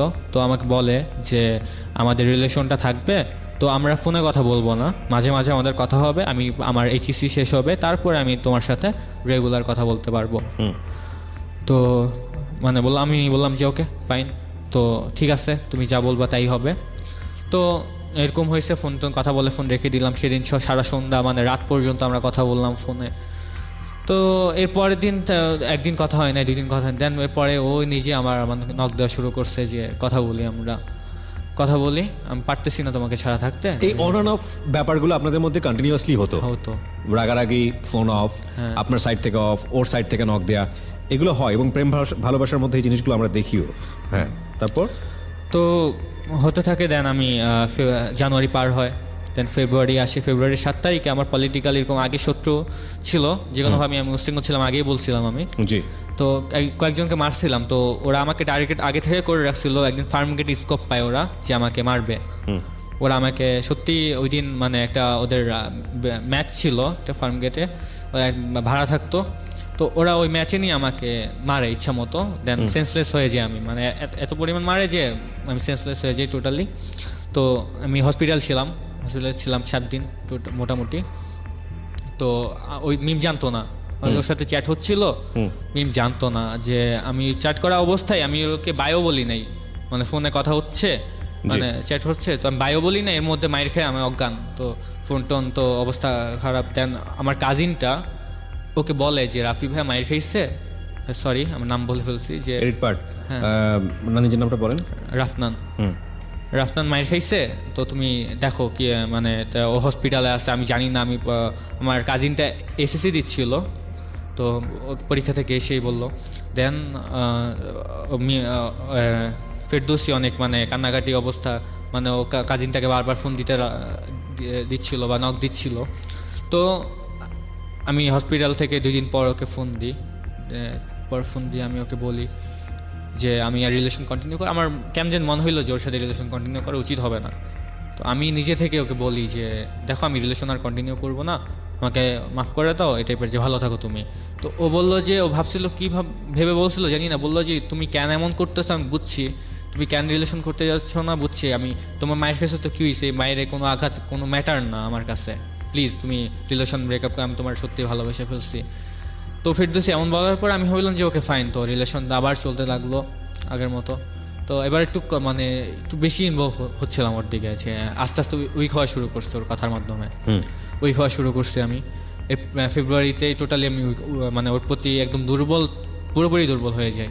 ওকে, পুরোপুরি দুর্বল হয়ে যাওয়ার পরে ওকে আমি বলি যে মানে ওর সাথে কথা হইতে থাকে রেগুলার। মার্চে আমার একটু প্রবলেম হয়, মানে একটু প্রবলেমের কারণ আমি ঢাকার বাইরে যে একটা ফ্রেন্ডের বাসায় থাকা লাগছে প্রায় 1 সপ্তাহের মতো। এর মধ্যে আমাদের আবার ঝামেলা হয় এরকম, মানে ফোনে কথা কাটাকাটি ঝগড়া হয়ে কন্টাক্ট অফ 3 দিন কন্টাক্ট অফ। তো আবার শুরু হয়েছে, আমি আবার ফোন দিয়ে ওকে বললাম যে সরি আমি ভুল করছি। ওর আবার শুরু হইলো, যে আমার রিলেশনটা আবার শুরু হইলো। তো শুরু হইলো, দেন ওর সাথে রেগুলারই কথা হইতো, আবার ওর সাথে অনেক কথা বলতাম। তারপরে আমাদের যখন আমরা মার্চ এপ্রিল, মানে আমি ওর প্রতি দিন ডে বাই ডে উইক হয়ে যাচ্ছিলাম, যে এখন আমার আগে ফোনে টাকা না থাকলে আমার ম্যাটারই 1-2 মাস টাকা ভরতামই না। তো এখন রেগুলার ফোনে টাকা লাগতেছে, আবার বাসায় আমি টাকা নিতে পারতেছিলাম না এত। তো মানে প্রতিদিন এত টাকা আমার, মানে তখন আবার ধান্দাবাজি টাইপ অনেকের সাথে জড়িত হয়ে যায়, যে কি কেমনে টাকা পাবো, কি করলে টাকা পাবো। তো এরকম খুচরা ধরেন 300-400 এরকম নিতাম মাঝে মাঝে একজনের কাছ থেকে, ধান্দাবাজি টাইপের এটা কি ছিল। তো ওনার কাছ থেকে টাকা নিতাম, তো খরচের জন্যই, শুধু ফোনের খরচের জন্য। আমি তখন সিগারেটও খাইতাম না, ছেড়ে দিয়েছিলাম, অনেকদিন খাই নাই ওর জন্য। তো সিগারেট খাচ্ছিলাম না, তো শুধু ফোন খরচের জন্য টাকা নিতাম মাঝে মাঝে। 1 সপ্তাহ পর যাই 300-400 নিয়ে আসতাম, এমন আমাদের রিলেশনটা কন্টিনিউয়াসলি হচ্ছিল। আমি ওর এতটা উইক হয়ে গেছিলাম যে টোটালি আমি ওর প্রতি সিরিয়াস আমি ওর প্রতি, যে প্রেম ওরেই বিয়ে করবো আমি। ফেস দিচ্ছে আমি জানি এটা, যে তাও আমার মনের মধ্যে কাজ করতেছিল যে আমি ওকেই বিয়ে করবো, বা ওরে নিয়ে আমি, ও ঠিক আছে ইনোসেন্ট, ও অনেক ভালো, টোটালি এমন ছিল। আমি মানে এতটা দুর্বল হয়ে যায় যে ওর প্রতি, মানে ও কিছু বললে আমি মানে কান্নাকাটি করতাম, যে খারাপ কিছু বললো আমি কান্নাকাটি করতাম, ঝগড়া হচ্ছিল কান্নাকাটি করতাম, এমন ছিল। তো আমাদের 2016 সালের মার্চ এপ্রিল এরকম পার হচ্ছিল, দেন আগস্টে এসে আমার এরকম, আমি এর মধ্যে ভার্সিটিতেও আমার সমস্যা হয়। তো ভার্সিটিতে আমি ফার্স্ট পরীক্ষার সময় আমি মানে এরকম কাগজ টাইপ একটা নিয়েছিলাম পরীক্ষার সময়। তো আমাদের মানে হল পরিদর্শক দেখে ফেলছিল, তো উনি আর কিছু বলে নাই ওই দিন, মানে বললো যে ফার্স্ট ইয়ারে এসে তোমরা মানে কি করতেছো এগুলা, মোটামুটি এমন কিছু বলে চলে গেছিল। ওকে, তো চলে গেছিলো। এর পরের দিন আমি এক্সাম দিতে গেছিলাম, দেন জানতে পারি যে আমার সাসপেন্ড 3 ইয়ার্সের জন্য সাসপেন্ড করে দিয়েছিল। 3 ইয়ার্সের জন্য সাসপেন্স? জি। কিভাবে জানলেন এটা? এরপরে 3 দিন পরে পরীক্ষা ছিল, আবার পরীক্ষা দিতে গেছিলাম, দেন আমি নোটিস পেলাম যে আমি আসলে সাসপেন্ড হইলাম। আপনারা 3 জনই সাসপেন্ড? জি, 3 জন সাসপেন্ড হয়েছে। কত বছরের জন্য? আপনি 3 বছরের জন্য, বাকি 2 জন? আমরা 2 জন 3 বছরের জন্য, আর একজন 1 বছরের জন্য। সায়েন্স ফ্যাকাল্টির খুব ভালো একটা সাবজেক্ট আপনি পড়েন, আমি যতদূর জানি। সাবজেক্টটা আমি বলবো না এখানে, ব্যাচটাও আমি এখানে বলবো না কততম ব্যাচ, ইভেন আপনার নামটাও আমাদের এখানে চেঞ্জ করা হয়েছে। একটা বিষয়ে আপনাকে বলি, সেটা হচ্ছে যে নকলটা আপনি করছিলেন ওই মুহূর্তে, এটা তো টিচারের চোখে পড়েছিল। এটা পরবর্তীতে আপনারা সরি বলে আর কোনোভাবে কোনো কিছু করেন? সরি বলছিলাম, আর কোনো হবে না, এরকম ভুল টুল হবে না। আমি অনেক ক্ষমা চেয়েছিলাম 3 জন দাঁড়ায়, যে পা ধরবো এই টাইপের, যে পা ধরবো, যে সরি ভুল হয়েছে আমাদের, মাফ করে দেন। দেন আমরা ওনার ফেস দেখে মনে হয়েছিল যে কিছু ম্যাটারই না, ওকে ফাইন, নিয়ে চলে গেছে কাগজটা। ওকে, ভাবিও নাই যে এটা হবে। পরের দিন এসে দেখেন যে না, আপনাদের পরীক্ষা দিতে দিচ্ছে না। দিচ্ছে না। তো এটা জানে ফ্যামিলি, তো আমার সমস্যা জানালেন কিভাবে ফ্যামিলিতে? আমি বলা লাগছে, তো আমি ক্লাস করতে যাইতাম না, পরীক্ষা দুইটা পরীক্ষা দিয়ে আমি আর যাচ্ছি না, হ্যাঁ। মানে কি, তো ফ্যামিলি বলা লাগছে আমার, বলা লাগছে। ফ্যামিলিকে গিয়ে বললেন আপনি যে আপনি হ্যাঁ। 3 বছরের জন্য সাসপেন্স? তো ওই মুহূর্তে প্রতিক্রিয়া ফ্যামিলির কি হতে পারে? কারণ ওকে কিন্তু একবার স্কুল থেকে টিসি দেওয়া হয়েছিল এবং সেটা হয়তো ভুলেও গেছে ততদিনে ওর বাবা মা। কিন্তু ঢাকা ইউনিভার্সিটির মতো একটা ইউনিভার্সিটিতে ও পড়াশোনা করছে এবং সেখানে সায়েন্স ফ্যাকাল্টিতে, তারপর একটা অনেক ভালো সাবজেক্টে, সেখানে এই প্রেমজনিত বিষয় টিষয় নিয়ে যাকে সে কখনো দেখেনি, ফোনে শুধুমাত্র একটা সম্পর্ক। আমরা জানি যে এই ধরনের সম্পর্কে আমরা এখন অনেকেই আছি এবং এটা কতটা বিপজ্জনক হতে পারে আমি এটার একটা ব্যাখ্যা আপনাদেরকে দিব। কারণ যে মানুষটাকে আমরা দেখছি না ফোনের প্রান্তে, তাকে যদি মন দিয়ে বসে থাকি, মনের মধ্যে সর্বোচ্চতম সুন্দর যে মানুষটা হতে পারে সেই মানুষের অবয়ব তাকে আমরা দিয়ে ইমাজিন করার চেষ্টা করি। তখন যে ঝামেলাগুলো তৈরি হয়, সেই আঘাত প্রতিঘাতগুলোও কিন্তু খুব তীব্রভাবে হতে থাকে এবং এগুলো ডেইলি লাইফটাকে অনেক বেশি জগাখিচুড়ি করে দেয়। ও পড়াশোনা করতে পারতো না, যে কারণে পরীক্ষার হলে নকল করেছে এবং ফার্স্ট সেমিস্টার, রাইট? ফার্স্ট সেমিস্টারে গিয়েই ও ঢাকা ইউনিভার্সিটি থেকে 3 বছরের জন্য সাসপেন্স, এবং এখনও সাসপেন্স অবস্থায় আছে। আমরা ছোট্ট একটা বিরতি নিচ্ছি, ঠিক রাত 12টায় ফিরবো। প্রিয় শ্রোতা, আমরা সবসময় বলি প্রত্যেকটা জিনিসেরই একটা রেজাল্ট আছে। আপনি যদি ভালো কিছু করেন ভালো ফলাফল পাবেন, খারাপ যদি কিছু করেন আপনি মোটেও এক্সপেক্ট করবেন না আপনি ভালো ফলাফল পাবেন, কারণ খারাপের ফলাফল খারাপই হয়। ঠিক রাত 12টায় ফিরছি। Secrets. Something beyond entertainment.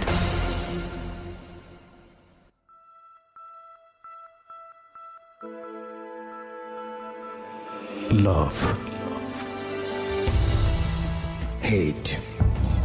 Challenge. Motivation. Lies. Truth. Impossible. Virtue. Morality. Something beyond entertainment. Welcome to my stage of reality. Stay tuned. Sunday and Wednesday with me, RJ Kibriya, only on Dhaka FM 90.4.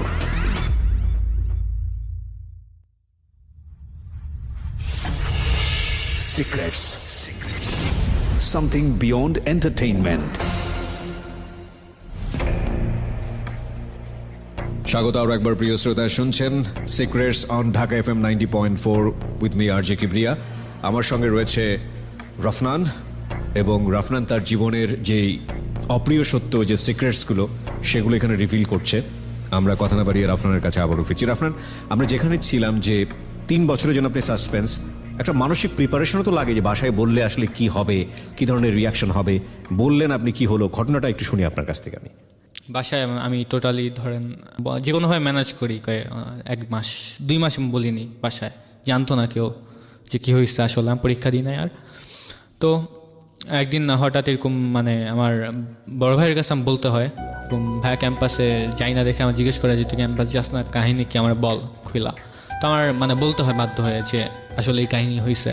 দেন বড় ভাই আম্মু আব্বুরে জানায়। দেন reaction ছিল যে আমার বাসা থেকে তো বেরই করে দিবে টোটালি, যে বাসা আর থাকাই যাবে না তোমার, তুমি বাসা থেকে বের হও, তোমার মতো অপদার্থ ছেলে দরকার নাই। যে মানে আমার বড় 2টা ছেলে আছে আমাদের, তাদের তো এমন কোনো রেকর্ড নাই যা তোমার আছে, তো তুমি বের হয়ে যাও বাসা থেকে। আমি ভয় মানে এমন হয়েছে যে আমি টোটালি বাসা থেকে সত্যি বের হয়ে চলে গেছিলাম, যে আমি থাকবো না। আমার মানে ভয়ে কাজ করতে করতে আমি ভাবছিলাম যে বাসায় থাকলে আমার ঝামেলা হবে আরও বেশি, আমি চলে গেছিলাম। এর মধ্যে আমি বাসাতে চলে যাওয়ার পর মিরপুরে 11 নম্বর একটা ফ্রেন্ডের সাথে আমি ভাড়া থাকছি অনেকদিন, একটা ব্যাচেলার মানে কিসে বাসা। তো থাকার পর আমি আবার বাসায় ব্যাক করি। দেন জানতে পারি যে আব্বু এর মধ্যে যে ম্যানেজ করছে আমার অস্ট্রেলিয়া পাঠিয়ে দিবে, ভিসার আবেদন করছে। তো ব্যাংকে আমার অস্ট্রেলিয়া যাওয়ার সময় প্রসেসিং লাগে যে ব্যাংকে নিজের নামে 30 লাখ টাকা দেখানো লাগে যে এটা আছে, ও এটা সেফলি এটা থাকবে সব সময়। ওকে, তো সবকিছু রেডি করছে আব্বু, আমি জানতে পারি। ফেরদৌসির সাথে তখন ফোন ফ্যামিলিতে ঝামেলা হওয়ার পর ফোন আমার ছিল না তখন, ফোন চলে যায়। ফেরদৌসির সাথে আমি ফ্রেন্ডের ফোন দিয়ে কথা বলতাম মাঝে মাঝে, তাও অত আগস্ট থেকে, টোটালি আগস্ট থেকে শুরু হয়েছে। আমি মাঝে মাঝে কথা হইতো আমার সাথে। আচ্ছা, আগস্ট থেকে ডিসেম্বর পর্যন্ত মোটামুটি কথা হয় নাই। তো এর মধ্যে আমি মানে বাসা আসার পর জানতে পারি যে আমাকে পাঠিয়ে দিচ্ছে। তেন আমি ওকে জানাই যে এরকম এরকম আমাকে পাঠিয়ে দিচ্ছে, আমি কি করবো এখন, আমার তো যাইতে ইচ্ছা করে না। তো ওর প্রতি আমি তখন টোটালি উইক হয়ে গেছি।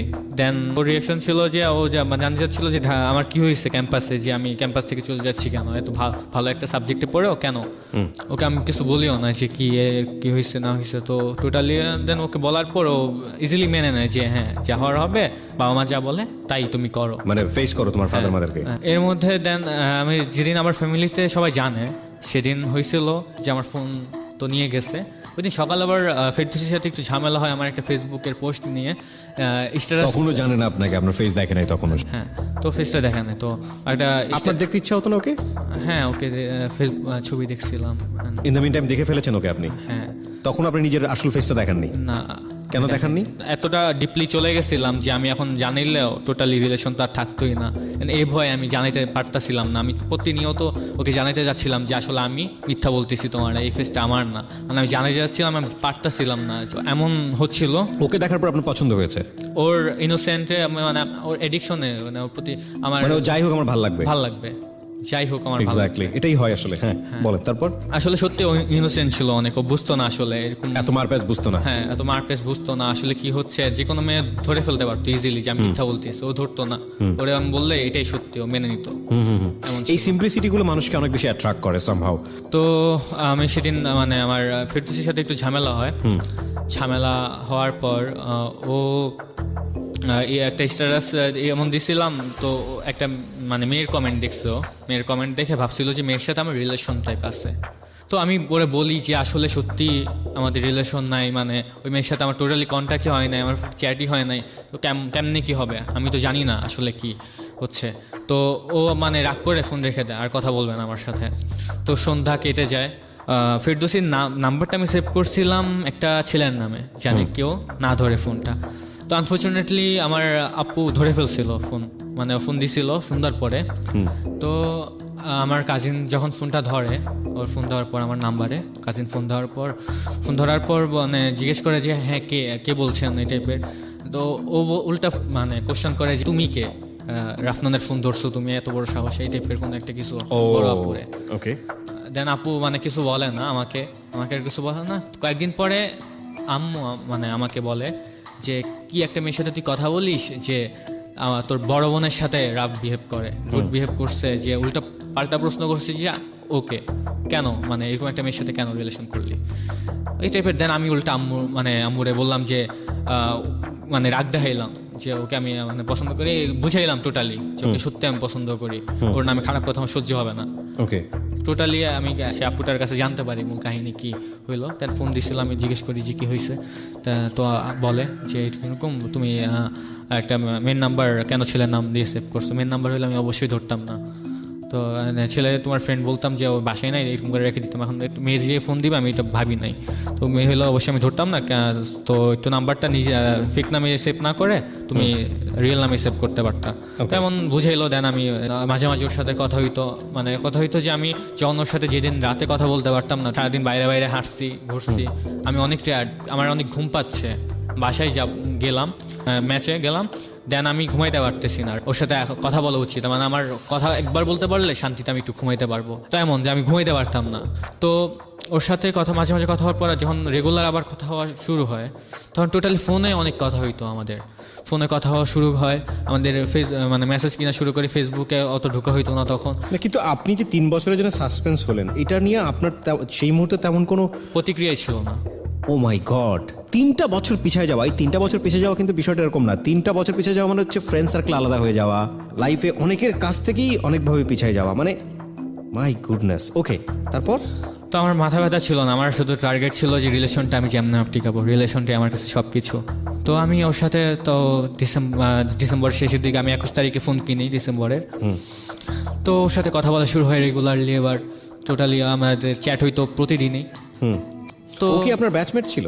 না, আমার থেকে জুনিয়র ছিল। কত বছরের জুনিয়র ছিল? এবার এইচএসসি দিচ্ছে ও। অনেক জুনিয়র। ওকে। তো ওর সাথে কথা হইতো। তো এরকম ডিসেম্বরের 29 তারিখে আমি বাসায় যে ফোন ইউজ করতাম, আমার টোটাল মানা ছিল যে তুমি বাইরে যতদিন না যাচ্ছ তুমি ফোনই ধরবা না। বাসা থেকে মানা ছিল ফোনই ধরবা না, এত বড় হয়েছো তাও ফোন ধরবা না, আমি ধরতে দিব না তোমারে। কে বলেছিল এটা? আব্বা বলছিল এন্ড ভাইরাও মানা এই করছিল। 3 বছরের জন্য আপনি যখন সাসপেন্স হলেন, তো সেই সময়ে বাড়ি থেকে আপনার প্রতি আচরণটা কেমন ছিল? তাদের কি ছিল যে আমাকে মানে সবসময় মাথার উপর একটা কি যে কথা যে টর্চার হয়, আমি তখন বুঝছিলাম। আমি মানে কথা দিয়ে টর্চারের সম্মুখীন হয়েছি যে হ্যাঁ, মানে শুধু খিচখেয়া থাকতাম যে হ্যাঁ কথা বলতেছে বলুক, আমি এখন মানে না শোনার ভান করে তাও নিতে পারতাম না যে সবাই আমার কথা শোনাচ্ছে। যে আমার সাথে দেখা হচ্ছে ফ্যামিলি মেম্বার, সে আমাকে বলতেছে টপিকে, যার সাথে আমার দেখা হচ্ছে যে আমার কাজিন হোক ছোট হোক বড় হোক সবাই আমার একই কথা বলতেছে, আমি না টোটালি নিতে পারতাছিলাম না। মানে তখন আমি এই জন্য বাসা থেকে টোটালি আমি আলাদা হয়ে যাই যে কয়েক মাসের জন্য। তো আমার বাসায় যখন ব্যাক করি তখন মোটামুটি একটু ঠান্ডা ছিল পরিস্থিতি। তো আমার সবার তো মানা ছিল ফোন ধরবা না তুমি, অবভিয়াসলি তোমার ফোন ধরলে তোমার সমস্যা হবে, তুমি ফোন ধরবা না, এমন হচ্ছিল। তো আমি তাও মানে ফোন তো ইউজ করতাম লুকায়া লুকায়া, সারা রাত আমি ওর সাথে কথা বলতাম, চ্যাট করতাম। তো এরকম কয়েকদিন যাওয়ার পর একদিন আমার ফোনটা যে বালিশের নিচে রাখছিলাম আর যেমন হোক আম্মার হাতে গেছিল। ওকে, আমার হাতে গেছিল, তো বড় ভাইদের দিয়ে দিছে ফোনটা। এটা নিয়ে বড় ভাইদের সাথে আমি ঝামেলা করি, যে বড় ভাই দিকে আমি চোখ তুলে তাকাইতাম না, সে বড় ভাইরে আমি ধাক্কা পর্যন্ত মারছি ফোনের জন্য, যে ফোনটা আমাকে দিয়ে দাও। হ্যাঁ ফোনটা আমাকে দিয়ে দাও। ওকে, তো ফোনটা আবার ব্যাক পরের দিন দিয়ে দেয় যে অনেক বেয়াদবি করছিস, আর পরে আমার ভাইরা আমার সাথে কথাই বলে না অনেকদিন। তো ভাইরা ফোন দিয়ে দেয় আবার ওর সাথে, আমি ওকে বুঝতেই দিই না যে আমার এত সমস্যা হয়েছে। তো আমার এত যে সমস্যা হয়েছে আমি ওকে কিছু বলি না, আমাদের আবার সব কিছু চলতেছিল ঠিকঠাক মতো। তো এরকম কথা হইতে দেন মার্চে আমার সমস্যা হয়, আমি অসুস্থ হই অনেক বেশি পরিমাণে। হয়েছে যে আমার মার্চে এত পরিমাণ জ্বর যে আমি মানে উঠে দাঁড়াইতে পারি না এমন। তো আমার ফোনে টাকা ছিল না, আমি এখন কী করবো, ওর সাথে তো কথা বলাই লাগবে। তো আমি এই জ্বর নিয়ে, বাসায় কেউ ছিল না, সবাই একটা দাওয়াতে ছিল, জ্বর নিয়ে আমি বের হয়েছি। একটা ফ্রেন্ডরে যেমন হোক নক দিলাম যে তুই একটু আয়, আমি তোর সাথে দেখা করব, কথা আছে তোর সাথে। ওকে, আমি জ্বর নিয়ে এখান মানে যাই, জ্বর নিয়ে ওর সাথে দেখা করি। তো ওর কাছে যে আমি ওর কাছ থেকে টাকা ধার নিই, দেন আমি ফোনে ভরি ওর সাথে আবার কথা বলার জন্য। দেন আমার মানে কয়েকদিন এরকম টানা অসুস্থ ছিলাম আমি। অসুস্থ থাকার পর আমার আব্বু বলে যে ডাক্তার দেখানো উচিত, আসলে কি সমস্যা দেখার জন্য। দেন আমার কিডনিতে সমস্যা ধরা পড়ে, যে আমার কিডনিতে সমস্যা। কি সমস্যা? ডাক্তার কি বললো? ডাক্তার বললো যে এটা মানে পানি কম খাওয়ার কারণে একটু কি হয়েছে, পানি কম খাইতো, টোটালি আমি পানি খাইতাম না, সত্যি কথা। একবার ছোটবেলা থেকে এরকম ছিলেন? হ্যাঁ, মানে পানি খাইতাম না, পানি আমার 1 গ্লাসের বেশি খাইলে আমার মাথা ঘুরায়, কেমন যেন মাথা ঘুরানো শুরু হয়। 1 গ্লাসের বেশি আমি খাইতে পারি, দিন আমার 1 গ্লাস না খাইলেও আমি পারতাম থাকতে, পানি ছাড়াই আমি থাকতে পারতাম এমন। ওকে, তো মানে পানি খাইতাম না, হয়েছে যে আমার সমস্যা হয়েছে। সমস্যা হওয়ার পর আমি ওকে বলি যে আমার হসপিটালে হওয়া লাগবে কয়েকদিনের জন্য। তো এর মধ্যে আবার ও চাপ দিতে থাকে যে আমার ডিউ এনআইডি কার্ড দেখতে চায়। ঢাকা ভার্সিটির আইডি কার্ড দেখতে চায়? হ্যাঁ, তো দেখতে যাচ্ছে। আমি তো মানে একটু ভয় পেয়ে গেলাম। তখন কেউ জানতো যে আপনি সাসপেন্স 3 বছরের জন্য? না, জানতো না। আইডি কার্ড তো আমার হাতেই আসে নাই, হাতে আসার আগে আমার দেখেন, প্রথমত ও পাগল মানে মেয়েটার জন্য, কিন্তু মেয়েটাকে ফেস করতে গেলে ওর সবচেয়ে বড় ব্যারিয়ার যেটা, সেটা হচ্ছে মেয়েটার কাছে ওর নিজের ফেসটা হাইড করেছে, নাম্বার 1। নাম্বার 2 হচ্ছে এই মেয়েটার কাছে ও ঢাকা ইউনিভার্সিটিতে পড়েছে বা পড়ে এটা জানে, এইটা সে 3 বছরের জন্য ওখান থেকে সাসপেন্ড হয়েছে। মানে এতগুলা সে কিভাবে ফেস করবে? মেয়েটা তো থাকারই কথা না তার লাইফে। তখন মেয়েটা কোন ক্লাসে? পরীক্ষা দিবে, এসএসসি পরীক্ষা দেবে, বোঝেন অবস্থা। অবশ্যই এগুলো মেয়েটার জায়গা থেকে অবশ্যই ইমোশনাল লাভ, মানে এই সময়টাতে টিনেজ জায়গাটা থেকে ও যদি লাভ করেই থাকে তাহলে এগুলো কোনো ব্যাপার হবে না। ইনফ্যাক্ট কজ টিনেজ লাভ মানে হচ্ছে এটা খুব সিরিয়াস টাইপের ইমোশনাল লাভ থাকে। হ্যাঁ, বলেন। তো আমি আইডি চাচ্ছিল, আইডি কার্ড চাচ্ছিল, আমি তো আমার ফেসই তো কি টোটালি, আমার নামই তো আমি বলি না, ফুল নাম ও জানেও না আমার ফুল নাম কি ছিল। তো আমি কেমনে দিব এখন? আমি তো মানে কি ঝামেলায় পড়ে গেছি যে আমি এখন কেমনে দিব। ওর কথা ছিল যে আমি যদি আইডি কার্ড নাও দিই, আমার একটা এইচএসসির বা এসএসসির একটা মানে রেজিস্ট্রেশন নাম মানে নাম্বার যে কোনো একটা কিছু দিতে। তো আমি তো দিতে পারতেছিলাম না, আমি এখন দিলে তো ধরা খেয়ে যাবো। অসুস্থ ছিলাম তখন, আমি প্যারানি অসুস্থতার মধ্যে আমি আমাদের বাসা থেকে ইচ্ছাকৃত আমি আমার এক আত্মীয়র বাসায় উঠি, ইচ্ছাকৃতভাবে, জানি আমার এই ও প্যারা থেকে মুক্তি পাই, যেন বলতে পারি যে আমি আমার বাসায় নাই, এই জন্য। তো আমি বাসা থেকে মানে যাই, দেন আমার বলতাম বাসার বাইরে আমি অসুস্থ, বুঝতেছো তো, দেন আমি এরকম করে অ্যাভয়েড করতে থাকি। যে কোনোভাবে যে আমি ওরে থামায় রাখি শুধু। এর মধ্যে ওর আবার পরীক্ষা শুরু হয়। তো পরীক্ষার আগে আমাকে একটা কি বলছিল যে প্রশ্ন দেওয়া লাগবে, এইচএসসির ওর পরীক্ষা হবে, প্রশ্ন দেওয়া লাগবে। তো আমার লিঙ্ক ছিল, আসলে সত্যি ওর লিঙ্ক ছিল। তো লিঙ্ক ছিল, তো ওদের একজনকে বলি আমি যে আমার প্রশ্ন লাগবে। তো যাকে বলি আমি, সে আসলে দিতে চাচ্ছিল না আমাকে, যে কোনো কারণে হোক সে আমাকে দিতে চাচ্ছিল না প্রশ্ন। তো আমি তাও ওনাকে একটু জোর করে আমি ফার্স্ট পরীক্ষার সময় মানে প্রশ্ন নিই। তো প্রশ্নটা টোটালি ফেক হয়, যে এটা মিলে না, দেখা যায় কিন্তু একটু কিছু মিলে না। তাও কি মানে একটু গরম টরম দেখায়, তাও ঠিকঠাক আছে, এরকম মানে চলতে থাকে আমাদের। প্রশ্ন নেন মানে আমি ঠিক বুঝতে পারিনি বিষয়টা, ক্লিয়ার না। মানে প্রশ্ন কিসের প্রশ্ন এটা? এইচএসসি পরীক্ষার ওর। কার কাছ থেকে নেন? একটা মানে লিঙ্ক আছে আমার এক বড় ভাই। মানে প্রশ্ন ফাঁস করার লিঙ্ক? হ্যাঁ, লিঙ্ক আছে। তো এটা আপনি খবর পেলেন কিভাবে? তাদের সাথে আগে থেকেই কথা হয়, and আমি তাদের সাথে বলতে গেলে আমি আমার চোখের সম্মুখে আমি দেখছি এরকম কাজ করতে। কি কাজ দেখেছেন? যা প্রশ্ন ফাঁস হওয়াটা, প্রিয় শ্রোতা, এই মুহূর্তে বাংলাদেশের এটা একটা মানে ভাইরাসের মতো, এবং এটা জানি এটা নিয়ে সরকার থেকে বিভিন্ন রকমের স্টেপ নেওয়া হচ্ছে এটাকে বন্ধ করার জন্য। কিন্তু এটা বর্তমান সময়ে এটা একটা অনেক বড় একটা সমস্যা। কিন্তু আমি নিজে আমার এই অনুষ্ঠান থেকে ট্রাই করছি এটা রুট কজটা কিভাবে হয় সেটা বের করার জন্য, বিশেষ করে সিক্রেটস থেকে।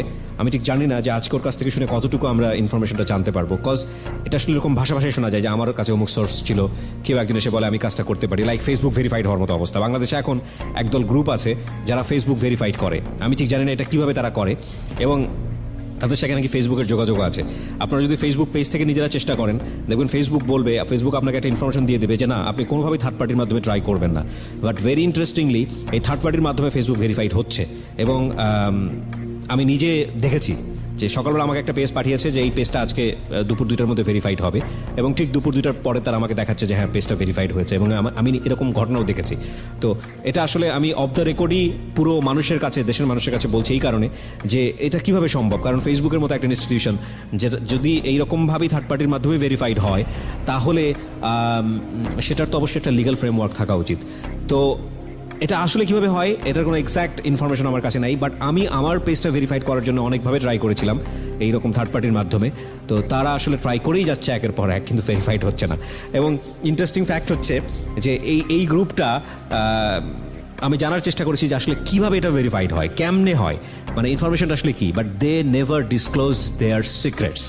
ওকে, সো একটা সময় হয়তো বা এগুলো খোঁজ করতে গেলে জানা যাবে, কিন্তু এটা যদি আলটিমেটলি এটা হয়ে থাকে বা এটা যদি হয়, তাহলে এটা ফেসবুকের একটা বিশাল রকমের ফ্লস।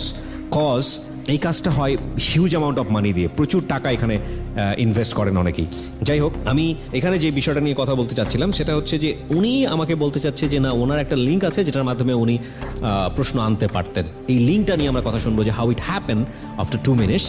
আমরা ফিরে আসছি, আশা করছি আমাদের সাথেই থাকবেন। আপনারা শুনছেন secrets, Dhaka FM 90.4 with me RG Kibria. Secrets. Something beyond entertainment.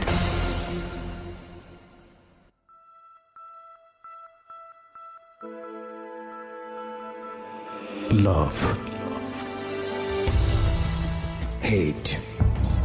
Challenge. Motivation. Lies. Truth. Impossible. Virtue. Morality. Something beyond entertainment. Welcome to my stage of reality. Stay tuned. Sunday and Wednesday with me RJ Kibriya, only on Dhaka FM 90.4.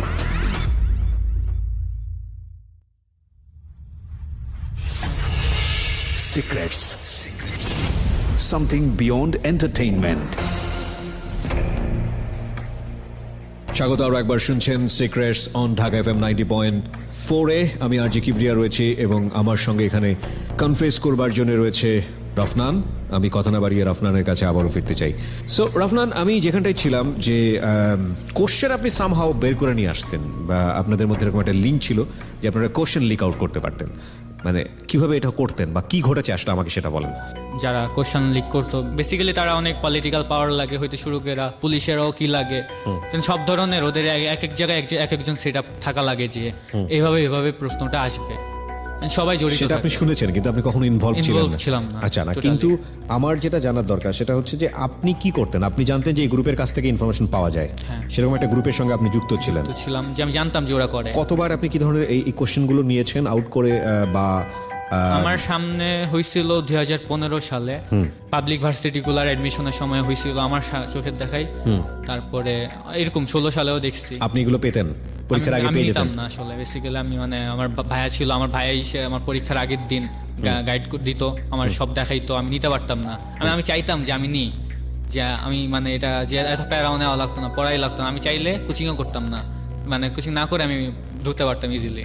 ওকে, এখন ইদানিং সমস্যা হয়েছে যে যারা প্রশ্ন নিচ্ছে তাদের সবাই ইদানিং বাইর করে দিচ্ছে, সবাই ধরে ধরে সিনেট থেকে কি করে এরকম বুঝে কিভাবে প্রশ্ন নিয়েছে?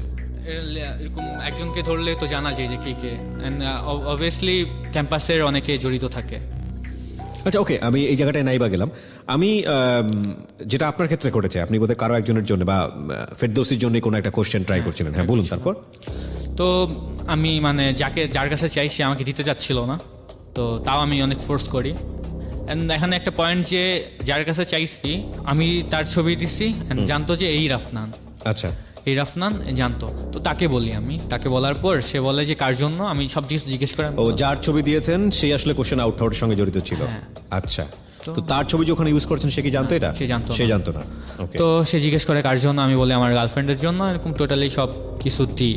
দেন বললো যে তাহলে তো মানে টাকা লাগবে, দিতে পারবি তুই? আমি বললাম যে ওকে ফাইন আমি দিব। বলে যে না তোর তো পসিবল না, টাকার কারণে কি না যে কী কারণে হোক সে আমাকে প্রশ্নটা দেয় নাই, মানে একটা ফেক কোশ্চেন দিছে, এরপর দিন থেকে আমি চাইও নাই তার কাছে কোশ্চেন। দেন এভরিডে ও পরীক্ষা দিয়ে এসে আমার সাথে রাফ বিহেভ করতো যে আমি দিতে পারতাম না কোশ্চেন, ওর পরীক্ষা খারাপ হচ্ছে ওর, এমন। আরেকটা কথা এখানে যে আমার 25 তারিখে পরীক্ষা শুরু হওয়ার আগে 25 মার্চ আমার মানে হসপিটালে হয়েছিলাম না, তখন মানে আমি শুধু ভর্তি ছিলাম, আমার অপারেশন হওয়ার কথা ছিল, অপারেশন হয় নাই। তো অপারেশন হওয়ার কথা ছিল, তো আমি ফেরদৌসিকে বলি যে আমার অপারেশন হবে, অ্যান্ড আমি বেডে শুয়ে থাকা অবস্থায় হসপিটালে মানে শুয়ে থাকা অবস্থায় আমি নিজেরে অন্য একটা পরিচয় আবির্ভাব করাই, যে কাল্পনিক চরিত্র, যে আমার নিজের ফেস দিয়ে এবার আমি ওর সামনে গেলাম ওর বয়ফ্রেন্ডের ছোট ভাই হিসেবে, নিজের ফেস নিয়ে এবার ছোট ভাই হিসেবে ওর সামনে ফর দ্য ফার্স্ট টাইম ওর সামনে ফেস টু ফেস হতে গেলেন, এবং সেটা হচ্ছে বয়ফ্রেন্ডের ছোট ভাই, মানে ওকে ওকে, কি বলবো, নিজে নিজে ছোট ভাই সেজেছেন আর কি। হ্যাঁ, কিছু করার ছিল না, কিছু করার আসলে। ছিল না। ওর সামনে পরীক্ষা, ও সারাক্ষণ আমার প্রতি মানে কথা বলতে চায়, আমি চাচ্ছিলাম না আমার সাথে কথা বলুক, এই কারণে আমি বলছি। এটা বলার পর আমি নিজেই চ্যাট করছিলাম যে মানে ছোট ভাই হিসাবে আমি নিজেই চ্যাট করছি, চ্যাট করে বলছি যে ভাইয়ের অপারেশন হচ্ছে হ্যান ত্যান, এরকম অনেক কাহিনী বানায় ফেলছি যে অপারেশন হচ্ছে, দেন অপারেশন সাকসেসফুল এমন বলে বললাম যে ওকে দেন আপনি এবার ঘুমান। তো এটা কেন বানাইছেন এই জিনিসটা?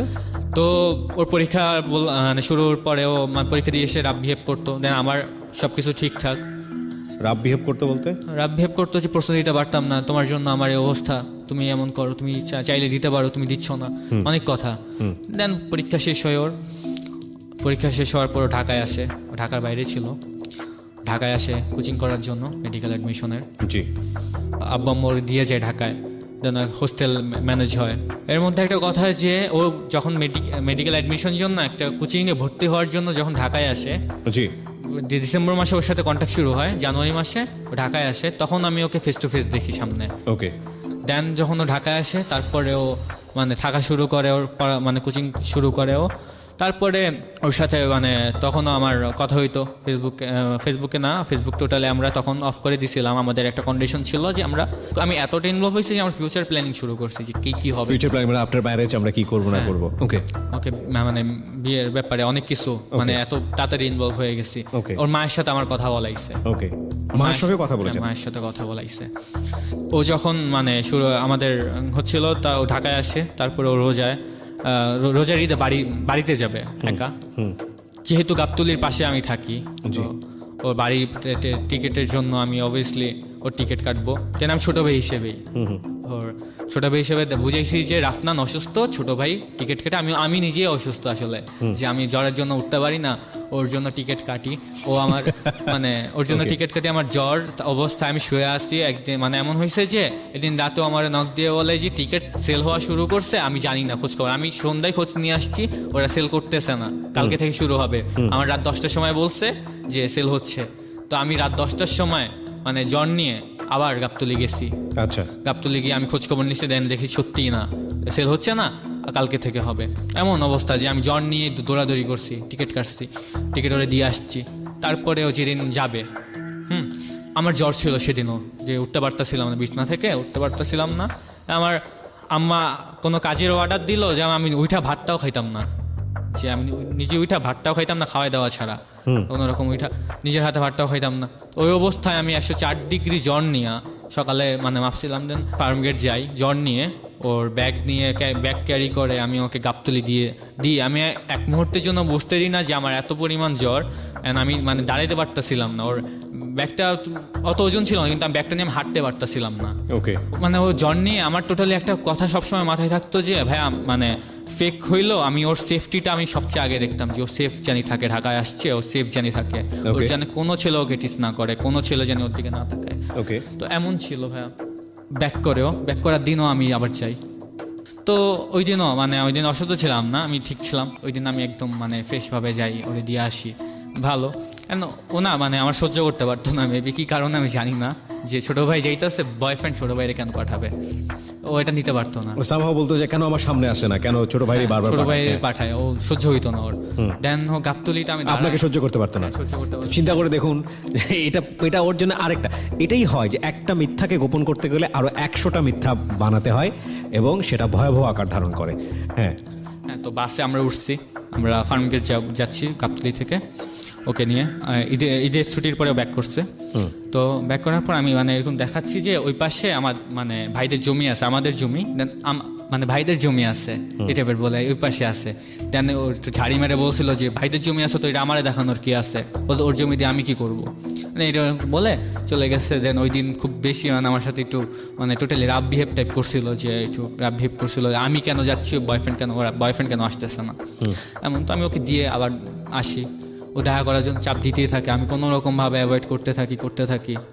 তো জুন জুলাই পার হয়, আগস্টের সময় ও আমার চাপ দিতে থাকে। দেন আমরা প্ল্যানিং করা শুরু করি, অ্যান্ড আমি আমার মাইন্ড সেট আপ এমনভাবে করি যে আমি ওকে বলে দিব, অ্যান্ড একটা প্ল্যানিং করি যে আমরা মানে যে একদিন সারাদিন আমরা একসাথে কাটাবো, আমরা ঘুরবো, খাবো দাবো, মানে সিনেমা দেখবো।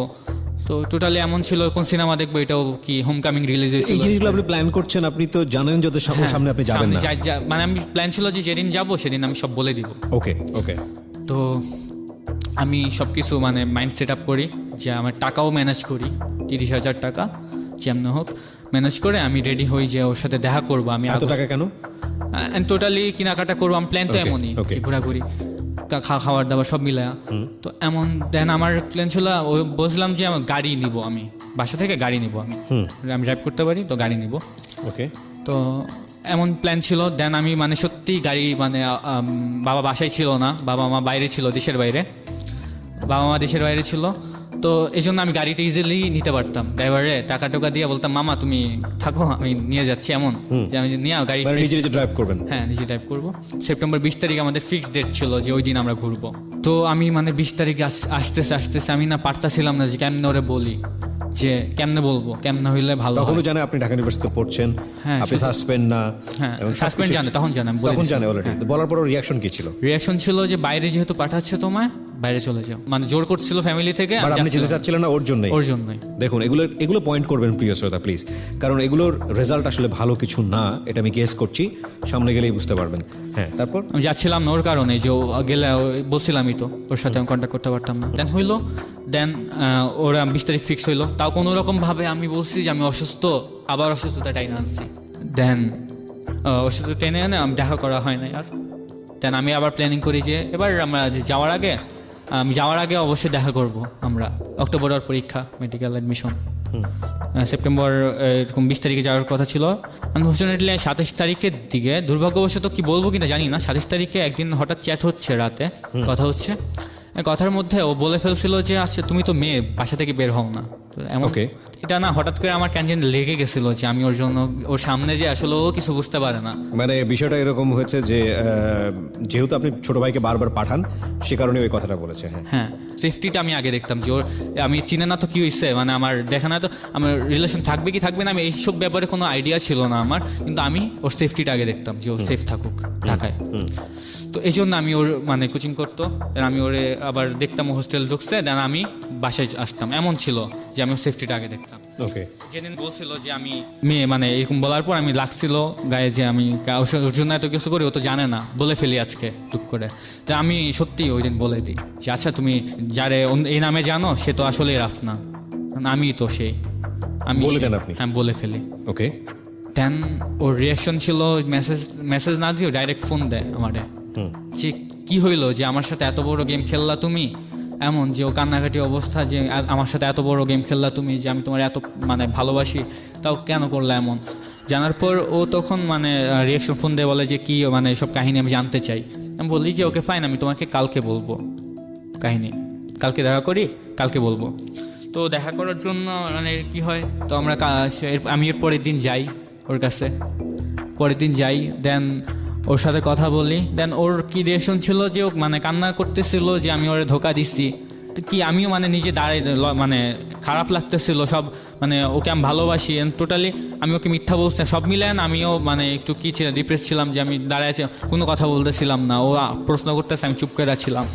তো আমরা সংসদের সামনে বসি, তো এখানে বসি, তো বসার পর কথা বলতেছিলাম, দেন ও আমার বলে যে ওকে ফাইন, তুমি ঠিক আছো, হ্যাঁ তুমি ঠিক আছো, আমার এটা নিয়ে কোনো আপত্তি নেই, বাট তুমি এমন চলো কেন। বললাম যে কেমন, বলে যে এই যে তোমার বাপের টাকা আছে কিন্তু তুমি মানে ঢোলা ফতুয়া পরো, ঢোলা শার্ট পরো, ঢোলা প্যান্ট পরো, এরকম আনস্মার্টের মতো চলো কেন, একটু স্মার্ট হও, দেখাও। বললাম যে আমি না দেখানো জিনিসটা আমার ভালো লাগে না, তুমি একটু বুঝো। দেন ও তাও বলে যে না তুমি একটু স্মার্ট হও, তোমার এই জিনিসগুলো চেঞ্জ করতে হবে, এটা চেঞ্জ করতে হবে, আমার বলা শুরু করে। বাট একটা কন্ডিশন, তুমি আমাকে মেডিকেল কোশ্চেন দেবা, ওর রিলেশন আবার কন্টিনিউয়াসলি চলবে, ওর যদি আমি মেডিকেল কোশ্চেন দিই। হ্যাঁ, তো তখন আমি যেমন হোক আমি রাজি হয়ে গেছি যে আমার রিলেশনটা তো আমার পাগলের মতো টিকানোই লাগবে, আমার রিলেশনটা আমার টিকানোই লাগবে যেমন হোক। তো আমি রাজি হয়ে ওকে ফাইন আমি তোমাকে দিব। দেন ওই দিন হয় যে কথা বলে আমি চলে আসি বাসায়, ওকে দিয়ে আসি। বাসায় চলে আসার পর দেন আমি খোঁজখবর লাগানো শুরু করি, আবার ওদের সাথে যারা প্রশ্ন মানে আউট করে তাদের সাথে আমি টোটালি তো কন্ট্যাক্টই নেই, থাকার কথাও না, ওদের সাথে মিশিও না।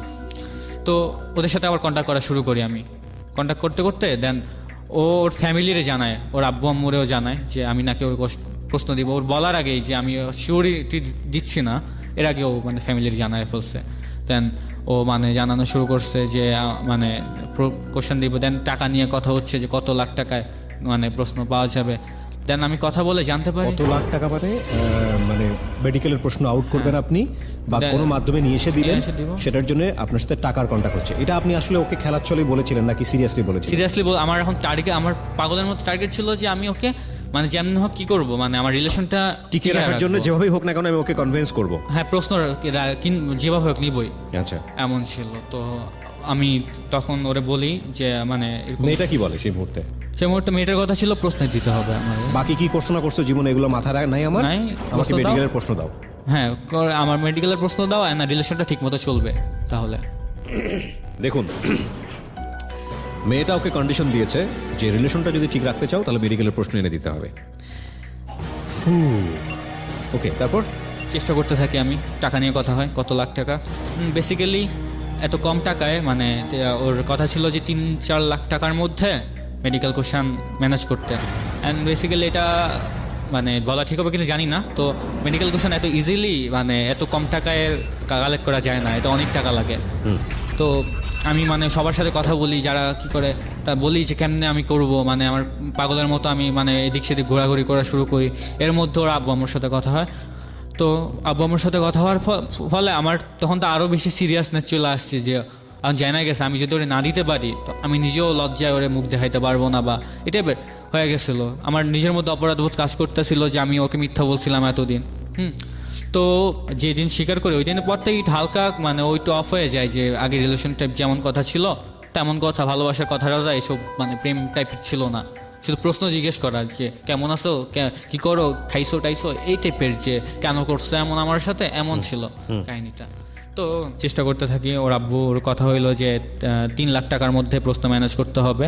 কারণ আমি অনেক বুঝাইতে চেষ্টা করি যে এটা অবভিয়াসলি পসিবল না, এটা কেমনে কি, আমি তো আমার নিজের পকেট আপনি কি থেকে। বলছিলেন যে আমাকে 15 লাখ টাকা দিলে আমি ম্যানেজ করে দিতে পারবো? হ্যাঁ, অনেক টাকা লাগবে। আর যাকে অনেক বলছি, টাকা বলতে কত টাকার কথা বলেছিলেন? যাকে বলছি সে বলছিল দেখ আমরা বেসিক্যালি আমরা 13-14 লাখের কমে নি না।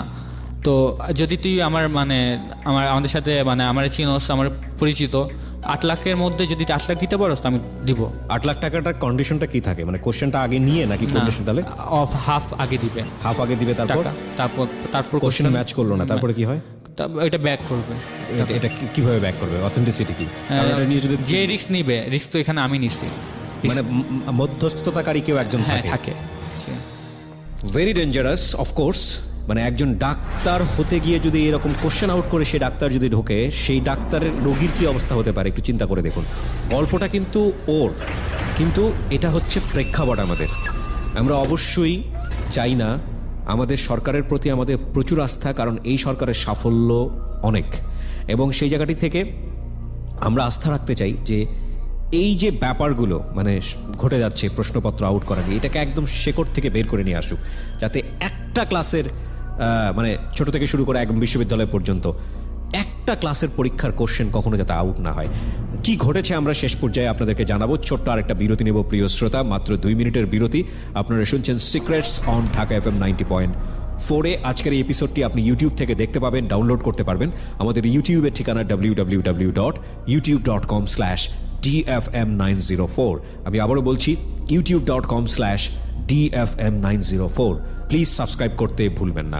সাবস্ক্রাইব বাটনে ক্লিক করে নোটিফিকেশন অন রাখবেন। ফিরছি ছোট্ট একটা বিরতি মাত্র 2 মিনিট পর। Secrets. Something beyond entertainment.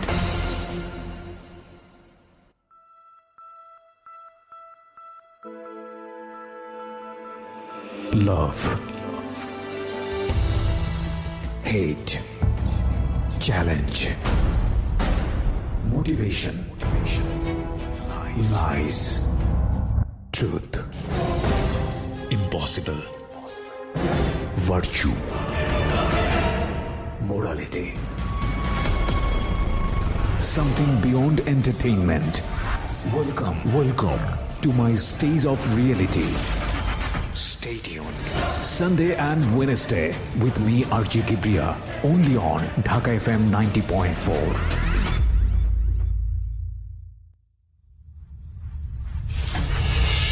Secrets.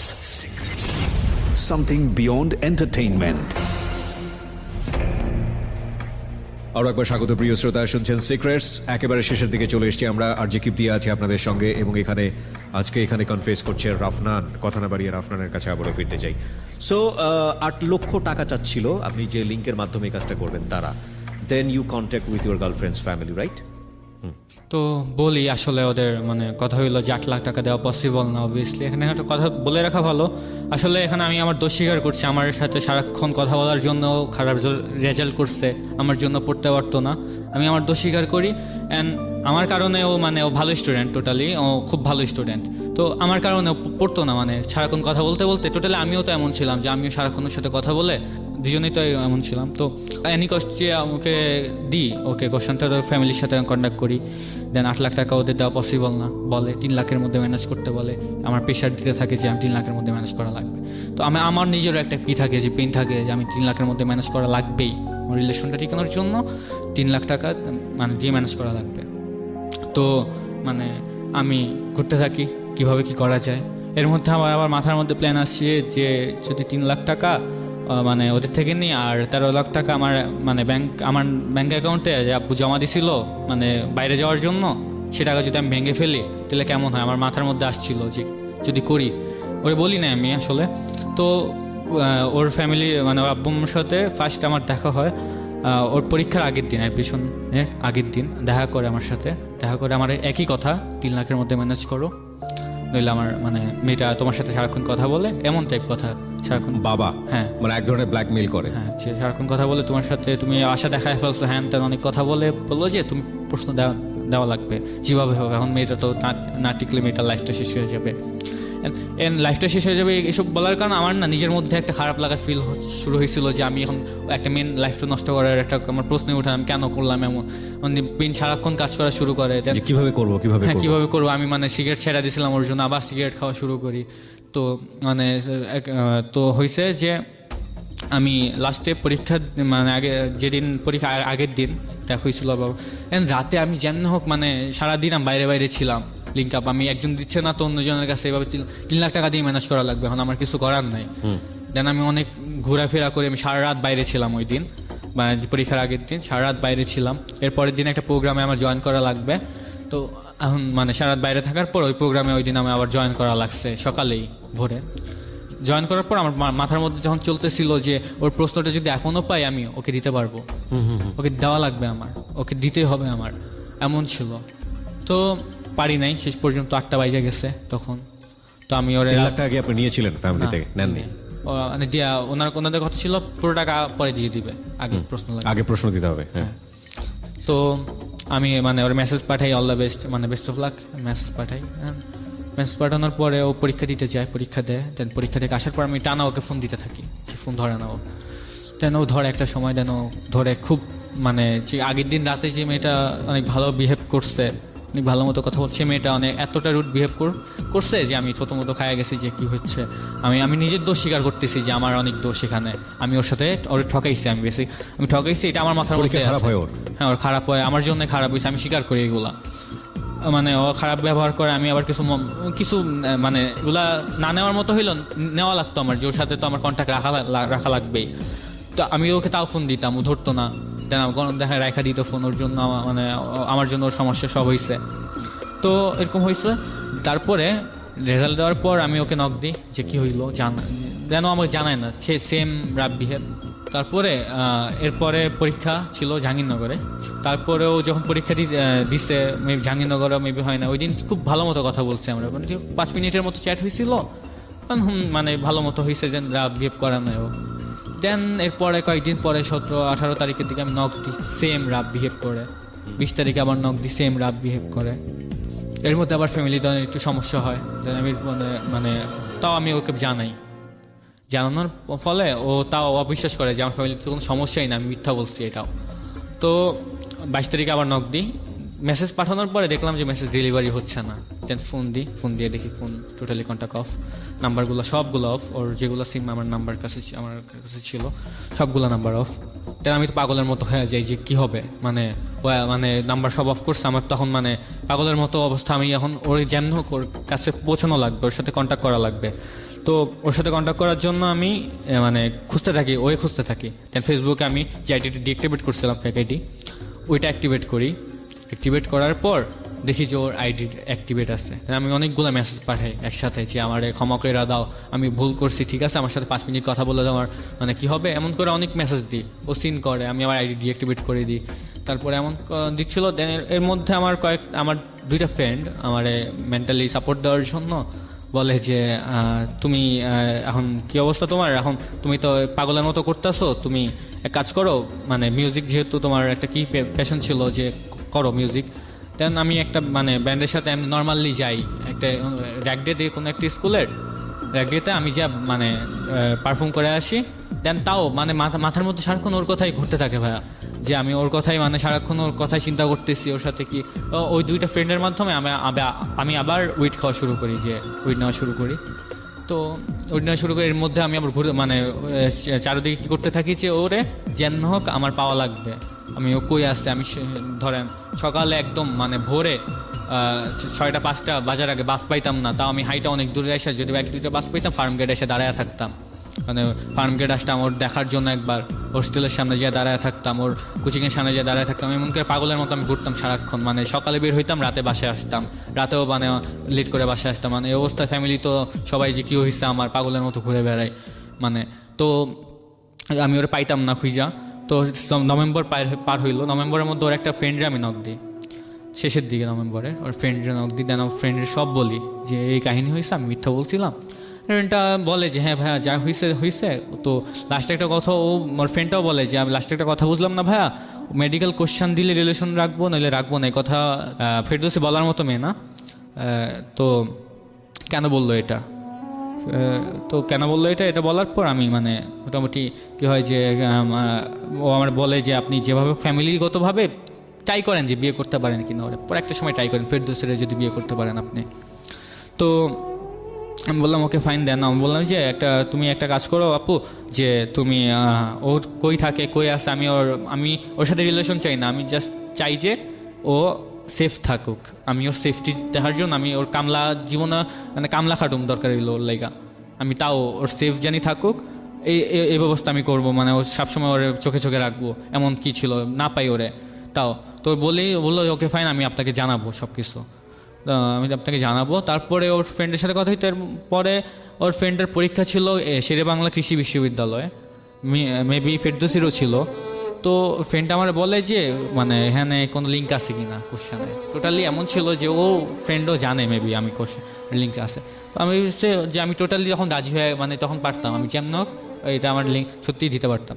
তো ডিভাইস আকারে মানে সবাই জানে মেবি ডিভাইস আকারে হলে যাওয়া যায়। তো ডিভাইস নিয়ে তো ওরে বলি যে ডিভাইস তোমার কোনো টাকা পয়সা লাগবে না, ডিভাইস নিয়ে তুমি যাবা পরীক্ষা দিয়ে আসবা, সমস্যা নেই, তোমার কোনো টাকা পয়সা দিব না, শুধু আমার এই কাজটা করে দিব তোমার, তুমি শুধু ফেরদৌসীর খবরটা দাও আমারে। তো ফেরদৌসী মানে খোঁজখবর আমার দিবে এই কন্ডিশনে যে ফেরদৌসীর খোঁজখবর আমাকে দিবে। তো ফেরদৌসীর খোঁজখবর দিবে আমাকে, এই কথা বলে আমি তখন ও বলে ওকে ফাইন ভাইয়া আমি ট্রাই করবো আপনাকে দিব। দেন এরপরে একদিন ফোন দিয়ে ওর কথা হয়, ডিসেম্বর মাস চলে আসছে অলরেডি। তো ওর ফোন দেওয়ার পর ও বলে সুন্দর মতো কথা বলে, দেন বলে যে ফেরদৌসী ঢাকায়, ফেরদৌসী গ্রামে চলে গেছিলো বাড়িতে, দেন ঢাকায় আসছে আবার কোচিং করার জন্য সেকেন্ড টাইম মেডিকেল অ্যাডমিশনের জন্য ফেরদৌসী। তো ও যখন আমরা বলে আমি তখন আবার পাগলের মতো ডিসেম্বর পুরো ওরে খুঁজেই বার করতে হবে, আমার 5 মিনিট ওর সাথে কথা বলতে হবে, এই জন্য আমি আবার ওরে খুঁজে শুরু করি ডিসেম্বরে। যে সকাল 6টা বাজে শীতকালের মধ্যে আমি যা দাঁড়ায় থাকতাম, লাস্ট আমি জানুয়ারি তো কি হইলো যে আমি দাঁড়ায় থাকছি শীতের মধ্যে, মানে হাড়কাপা শীত, তাও আমি দাঁড়ায় থাকছি শুধু ওরে মানে একবার যদি পাই জাস্ট কথা বলবো ওর সাথে। আসলে এখানে তো এই কয়েকদিন পরে ওর মানে ফ্রেন্ডটার কাছে মানে যেদিন বলে যে ওকে ফাইন আমি দিব, তো যখন ওর ফ্রেন্ডটার আবার ফ্যামিলি মানা করে যে ডিভাইস নিয়ে একটা মেয়ে মানুষ ডিভাইস নিয়ে গেলে যদি ধরে ফেলে পরে ওর লাইফটা আবার হেল হয়ে যাবে, এই টাইপের কোনো একটা কথা বলে যে ওকে তোমার দেওয়া লাগবে না, বলে ওকে ফাইন। তো ওর পরে আবার ওর ফ্রেন্ডের সাথে কথা হয়েছে, দেন ওর ঢাকায় আসছে খবর দিছে। এরপরে আবার মানে কয়েকদিন পরে আমি ফোন দিয়ে বলি যে ওর নাম্বারটা দেওয়া যায়, আমি ফোন দিই, ও ফোন কেটে দিচ্ছিল বারবার ওর ফ্রেন্ডটা, দেন কেটে দিচ্ছিলো। আমার মানে একটু লাগলো যে কেন কাটতেছে, দেন আমি মেসেজ দিলাম যে ফেরদৌসীর নাম্বারটা একটু দেওয়া যাবে, দেন ও কোনো রিপ্লাই দিচ্ছে না। তো এরপরে আমি 12টার দিকে আমার নক দিলাম যে ফেরদৌসীর নাম্বারটা একটু দেওয়া যাবে প্লিজ কাইন্ডলি। ও জাস্ট একটা মেসেজ দিচ্ছে যে নাই আমার কাছে নাই, তো নাই বললো। তারপরে আমি বললাম যে ওকে ফাইন মানে তোর সাথে একটু কথা আছে, একটু নাম্বারটা মানে ফোনটা ধর, ও ফোন ধরে না। আমার মানে ইগোতে লাগছে যে কেউ যদি বেয়াদবি করে না আমার ভাল লাগে না তখন আর। এমনিটা ধরেন আমার জুনিয়র অ্যান্ড আমার কাছে প্রশ্নও চাইছে মানে লিঙ্ক আছে কি না, দেন আমার সাথে এখন বেয়াদবি করতেছে, আমার ইগোতে লাগছিল যে, দেন আমার মানে আমি ওরে কিছু বলি নাই, দেন ওরে বলছি যে আচ্ছা ঠিক আছে শোন তোমার একটা কথা বলি, তোমার ফ্রেন্ড যা করছে ঠিক করে নাই, তোমার ফ্রেন্ড আমি দেখে নিবো আসলে। অ্যান্ড সত্যি বলতে আজ পর্যন্ত আমি ফেরদৌসী রে মানে ও যে যাই করুক আমি ওকে একটা গালি পর্যন্ত আমি ওরে দিই নাই, আমি ওর রেসপেক্টে রাখছি, আমি ওর সত্যি আমি এখনও ওর মানে মন থেকে রেসপেক্ট করি যে ও অনেক ভালো, অনেক ইনোসেন্ট। অ্যান্ড আমি ওর কাছে অনেক ক্ষমাও চাই যে হ্যাঁ আমি ওর কাছে ওর সাথে যা করছি কিন্তু আমার মধ্যে না ওর এই কাহিনীর পরে আমার মধ্যে আর অপরাধ বোধটা আর নাই, অপরাধ বোধটা আমার মধ্যে আর কাজ করতেছে না, কজ আমি মানে ওর সাথে 5 মিনিট কথা বলতে চাই, কন্ট্যাক্ট করতে চাই 5 মিনিট, ও আমাকে 5 মিনিটে সময় দিচ্ছে না, রুড বিহেভ করতেছে। এমন হইতে না আমার মাঝে আর অপরাধ বোধটা আর কাজ করতেছে না, তো আমি মানে ওকে খুব রেসপেক্ট করি, ওকে অনেক রেসপেক্ট করার কারণে আমি ওকে আজ পর্যন্ত মানে অনেকে বলে তুই লানতে ওর ক্ষতি করতে, আমার অনেক স্কোপ আছে ওকে ওর ক্ষতি করার। আপনার জীবনের একেবারে প্রথম দিন থেকে শুরু করে রাইট নাও ইউ আর 22, 22 বছর বয়স, যতটুকু আপনার মনে আছে মেমোরি থেকে শুরু করে এখন পর্যন্ত একটা জিনিসের একটা অদ্ভুত মিল আছে, সেটা হচ্ছে আপনি আপনার লাইফে নেভার এভার ক্যারিয়ারের জন্য কখনোই সিরিয়াস ছিলেন না। এটাকে আমি ঠিক বলেছি? আপনার লাইফে কোনো গোল পারফেক্টলি সেট ছিল না যে আমাকে এই জায়গাটায় পৌঁছাইতে হবে। এক্স্যাক্টলি এটাই ছিল। আপনি আপনার লাইফে ভালো কোনো মেন্টর পেয়েছেন কিনা আমার জানা নেই, যে আপনাকে কেউ খুব সুন্দর করে গাইড করতে পারে, স্বপ্ন দেখাতে পারে, এরকম কোনো মানুষ কি পেয়েছেন? না, আমার বড় ভাইকে পাইছিলাম।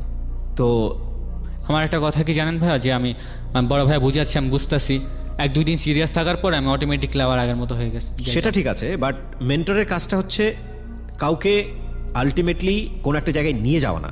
মেন্টরের কাজটা হচ্ছে অপশনগুলো দেখানো, যে তুমি মিউজিক করো, মিউজিক করলে তোমার ক্যারিয়ারটা এরকম হবে।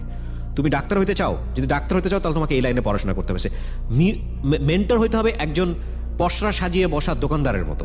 আমার হাতে এতগুলো কমোডিটির এতগুলো অপশন আছে, তুমি তোমার জায়গা থেকে কোনটা কমফোর্টেবল মনে করো, কোনটা বেস্ট মনে করো। ও যদি ফাইন্ড আউট করে yes this one is best for me, তো মেন্টরের কাজ হবে ওকে গাইড করা, যে তোমাকে 5 বছর পরে এখানে থাকতে হবে, 10 বছর পরে এটা করতে হবে, 15 বছর পরে এটা করতে হবে। That type of people you find in your life. পাইছিলেন? স্বপ্ন দেখাইছিল বলতে, আমার বড় ভাই আমার বলছিল যে এটা করতে পারবি, মানে তোর অনেক স্কোপ আছে, যে এটা করতে পারবি, তুই এখান থেকে একটা চুজ কর। আমি কখনো আসলে চুজ করি নাই, করেন নাই, কারণ বড় ভাই বলছে তো এটা আপনার কাছে ইম্পর্টেন্ট মনে হয় না। ইম্পর্টেন্ট মনে হয় না, কারণ ঘরের মানুষ বললে আসলে ইম্পর্টেন্ট মনেও হয় না। ইনফ্যাক্ট প্রিয় শ্রোতা, এটাই হচ্ছে ওর জীবনের সবচেয়ে বড় ল্যাক। আর যে কাজগুলো ওর লাইফে র্যান্ডামলি ঘটেছে, আপনি যদি এটা বলেন যে অপরাধ কি, অপরাধ হচ্ছে এমন একটা অপরাধ কি, একটা মানুষ খুন করলেই শুধু অপরাধ হয় না, নিজেকে খুন করে ফেলাটাও একটা অপরাধ। এই খুনটা অনেক সময় গলা কাটা খুন না, কিন্তু এই খুনটা হচ্ছে নিজের সম্ভাবনার জায়গাগুলোকে নষ্ট করে ফেলা। এটা আরো ভয়াবহ রকমের খুন। কিরকম দেখেন, ও মেরিটোরিয়াস স্টুডেন্ট ছিল, নো ডাউট। এসএসসিতে ভালো রেজাল্ট করলো, এইচএসসিতে এসে রেজাল্ট যেটাই করুক না কেন, পাবলিক ইউনিভার্সিটিতে সায়েন্স ফ্যাকাল্টিতে একটা ভালো সাবজেক্টও পড়াশোনা করে, এখনো সাসপেন্ড অবস্থায় আছে। এবং দেখেন, ওকে স্কুল থেকে একবার বের করে দিল। ওই সময়টাতে তো সতর্ক হয়ে যাওয়া উচিত ছিল, ও কিন্তু সতর্ক হয়নি। এবং ইউনিভার্সিটিতে আসার পর ওকে 3 বছরে যখন সাসপেন্স করে দিল, তখন ওর চিন্তা করা উচিত ছিল, যথেষ্ট ম্যাচিওর ছিল, যে আমার লাইফে কেন এরকম হচ্ছে, কেন আমি এত ভালো ভালো জায়গায় যাওয়ার পরে কোন খামখেয়ালিপনার কারণে আজকে আমার লাইফটা এরকম কলুষিত হয়ে যাচ্ছে। যদি কজটা এটাই হয় যে ফোনে এই ধরনের একটা বিপদগামী সম্পর্ক, এবং এই বিপদগামী সম্পর্ক, যে সম্পর্কের কোনো গোল নাই, এবং যে সম্পর্ক তাকে তার ক্যারিয়ারের জায়গা থেকে বিচ্যুত করতেছে, যেই সম্পর্কটা তাকে অনেক বড় রিস্কের জায়গায় নিয়ে যাচ্ছে, সেই সম্পর্কটা আদৌ তার জন্য সেফ কিনা। সম্পর্ক তো সেটাই হবে যেটা রিস্কের জায়গাটা থেকে মানুষকে সেফ জায়গায় নিয়ে আসে। আর ওর সম্পর্ক হয়ে গেছে এরকম যে যেটা ওকে সেফ জায়গা থেকে রিস্কের জায়গায় নিয়ে যাচ্ছে। এই সম্পর্ক কখনোই সম্পর্ক না, এটা আফিমের মতো, এবং এটা তাকে শেষ করে দিচ্ছিল, কিন্তু তারপরও সে রিয়েলাইজ করতে পারেনি। আজকে ওকে আমি সামনাসামনি দেখছি, আপনারা তো ফেস দেখতে পারবেন না because of our societal limitation. তো ও কিন্তু এখনো অনেক ভঙ্গুর অবস্থায়, ওর ফেস দেখলে বোঝা যায় যে ও এখনো ঠিকমতো ঘুমায় না, ঠিকমতো খায় না, এবং এখনো প্রচুর স্ক্যাটার্ড অবস্থায় আছে। দেখুন, আপনি যদি সেলফ রিয়েলাইজেশনের মধ্যে না আসেন, পৃথিবীর কেউ আপনাকে বুঝায়া বলতে পারবে না যে 22 বছর এটা কিছুই না। আপনার যদি এটা 40 বছরে কি হতো, তাহলে হয়তো আরো পিছাই যাইতেন। এখন আপনার ঘুরে দাঁড়ানোর সুযোগ আছে। এটা আপনি যদি রিয়েলাইজ না করেন, কেউ আপনাকে বোঝাতে পারবে না। আর ওই মেয়েটার ক্ষেত্রে আপনার যেটা হয়েছে, সেটা একটা ওই মেয়েটার কোনো ভুল নাই। ও যদি আপনার লাইফে খুব ভালোভাবে যদি ফিরে আসে, ওর তো বড় একটা ক্ষতি হয়ে গেছে যতটুকু বুঝতে পারছি। খুব ভালোভাবে যদি ফিরে আসে, তাহলে আপনার সামনে, ওর সামনে আপনার যোগ্য পুরুষ হয়ে দাঁড়ানোটাই হবে ওর জন্য সবচেয়ে বড় পুরস্কার। আর ও যদি না ফিরে আসে, তাহলে আপনাকে এইটা আলহামদুলিল্লাহ মনে করে সামনে আগানো উচিত। এটা হচ্ছে আমার জায়গা থেকে, আমার লিসনারের জায়গা থেকে বলা। আপনি আজকে এখানে কেন বললেন এই সিক্রেট, কেন আজকে রিভিল করলেন এত বড় একটা সিক্রেট? আজকে বলছি যে আমার অনেস্ট, ওই মেয়েটার ফিরে আসার জন্য, নাকি না, মেয়েটাকে জাস্ট একটা মেসেজ দিতে চাই যে আসলে আমি ভুল করছি, সত্যি আমি আজও ক্ষমা চাই তোমার কাছে, যে হ্যাঁ আমি ভুল করছি। তো 5 মিনিট মানে একটু সময় নিয়ে, আসলে তো মানে তোমার সাথে তো ভালো কোনো আমার কি ছিল না, কোনো স্মৃতি নাই যেটা নিয়ে আমি বাইচা থাকবো। মানে আপনি এখনো চান যে আজকের অনুষ্ঠানের মাধ্যমে 5 মিনিট সে আপনার সঙ্গে কথা বলুক? সেই কারণে আপনি আজও চাই যে আমি কালকে এই সব আশা ছেড়ে দিছি গতকাল।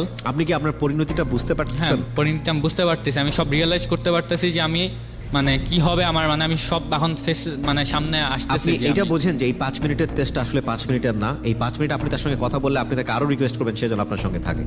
আপনি কি এটা বুঝতে পারতেছেন? এটাই। তাহলে আপনি কেন এখান থেকে রিমুভ করতেছেন না নিজেকে? একটা কথা বলি প্রিয় শ্রোতা, ও যে স্টেজে আছে সেই স্টেজে কোনো রকম কাউন্সিলিং মুখে কাজ করবে না। Cause I have faced that kind of thing in my personal life also. এবং এইটা যার জীবনে ঘটে, আমরা প্রত্যেকেই মানুষ, কেউই ধোয়া তুলসীর পাতা না, যার জীবনে ঘটে সেই বুঝতে পারবে এটা সময় ছাড়া রিকভার করা যায় না। সবচেয়ে বেস্ট জিনিস যেটা, সেটা হচ্ছে ওকে বেস্ট কিছু ফ্রেন্ড দ্বারা কোম্পানি দেওয়া। এছাড়া ও এখান থেকে বের হয়ে গিয়ে ভুলে যাবে ও কি বলেছে। ওই 5 মিনিটে ওর মাথায় ঘুরবে যে রেডিওতে এটা প্রচার হোক, তারপরে যদি মেয়েটা 5 মিনিটের জন্য ফিরে আসে। আমি জানি না মেয়েটা শুনছে কিনা, তার জন্য শুধু এতটুকুই বলার আছে, তুমি যদি ক্যারিয়ারিস্টিক হও, তুমি তোমার জায়গাটা থেকে ইমোশনাল হয়ে কোনো সিদ্ধান্ত নিও না, এবং তুমি এমনভাবে সিদ্ধান্ত নাও যেই সিদ্ধান্তটা তোমার ক্যারিয়ারকে কোনোভাবেই ক্ষতিগ্রস্ত না করে। একই কথা আপনার জন্য বলার আছে। আমরা শেষ করতে চাই আজকের সিক্রেটস। সবার জন্য মঙ্গল হোক, সবাই তার ভবিষ্যৎটাকে দেখুক। দুটো কথা সারা জীবন রেডিওতে বলেছি, সবসময় বলবো, দুটো জায়গায় কখনো কোনো কম্প্রোমাইজ করবেন না। নাম্বার 1 আপনার ক্যারিয়ার, নাম্বার 2 আপনার এডুকেশন। এই দুটো জায়গায় কখনো কোনো কম্প্রোমাইজ করবেন না। পুরা দুনিয়া আপনার কাছ থেকে চলে যাবে, এই দুটো জিনিস যদি আপনার কাছে থাকে আপনি আবার ফিরে পাবেন। কিন্তু পুরা দুনিয়া আপনার কাছে চলে গেলে, পুরা দুনিয়া যদি আপনার কাছে থাকে কিন্তু এই দুটো জিনিস যদি আপনার কাছে না থাকে, একসময় আপনি সব কিছু হারিয়ে জিরো হ্যান্ডে রাস্তায় বসে যাবেন, সেই সম্ভাবনা থাকে। সুতরাং never ever compromise on this two things, education and career. ভালো থাকুন, আজকের মতো শুভরাত্রি। Secrets. Something beyond entertainment.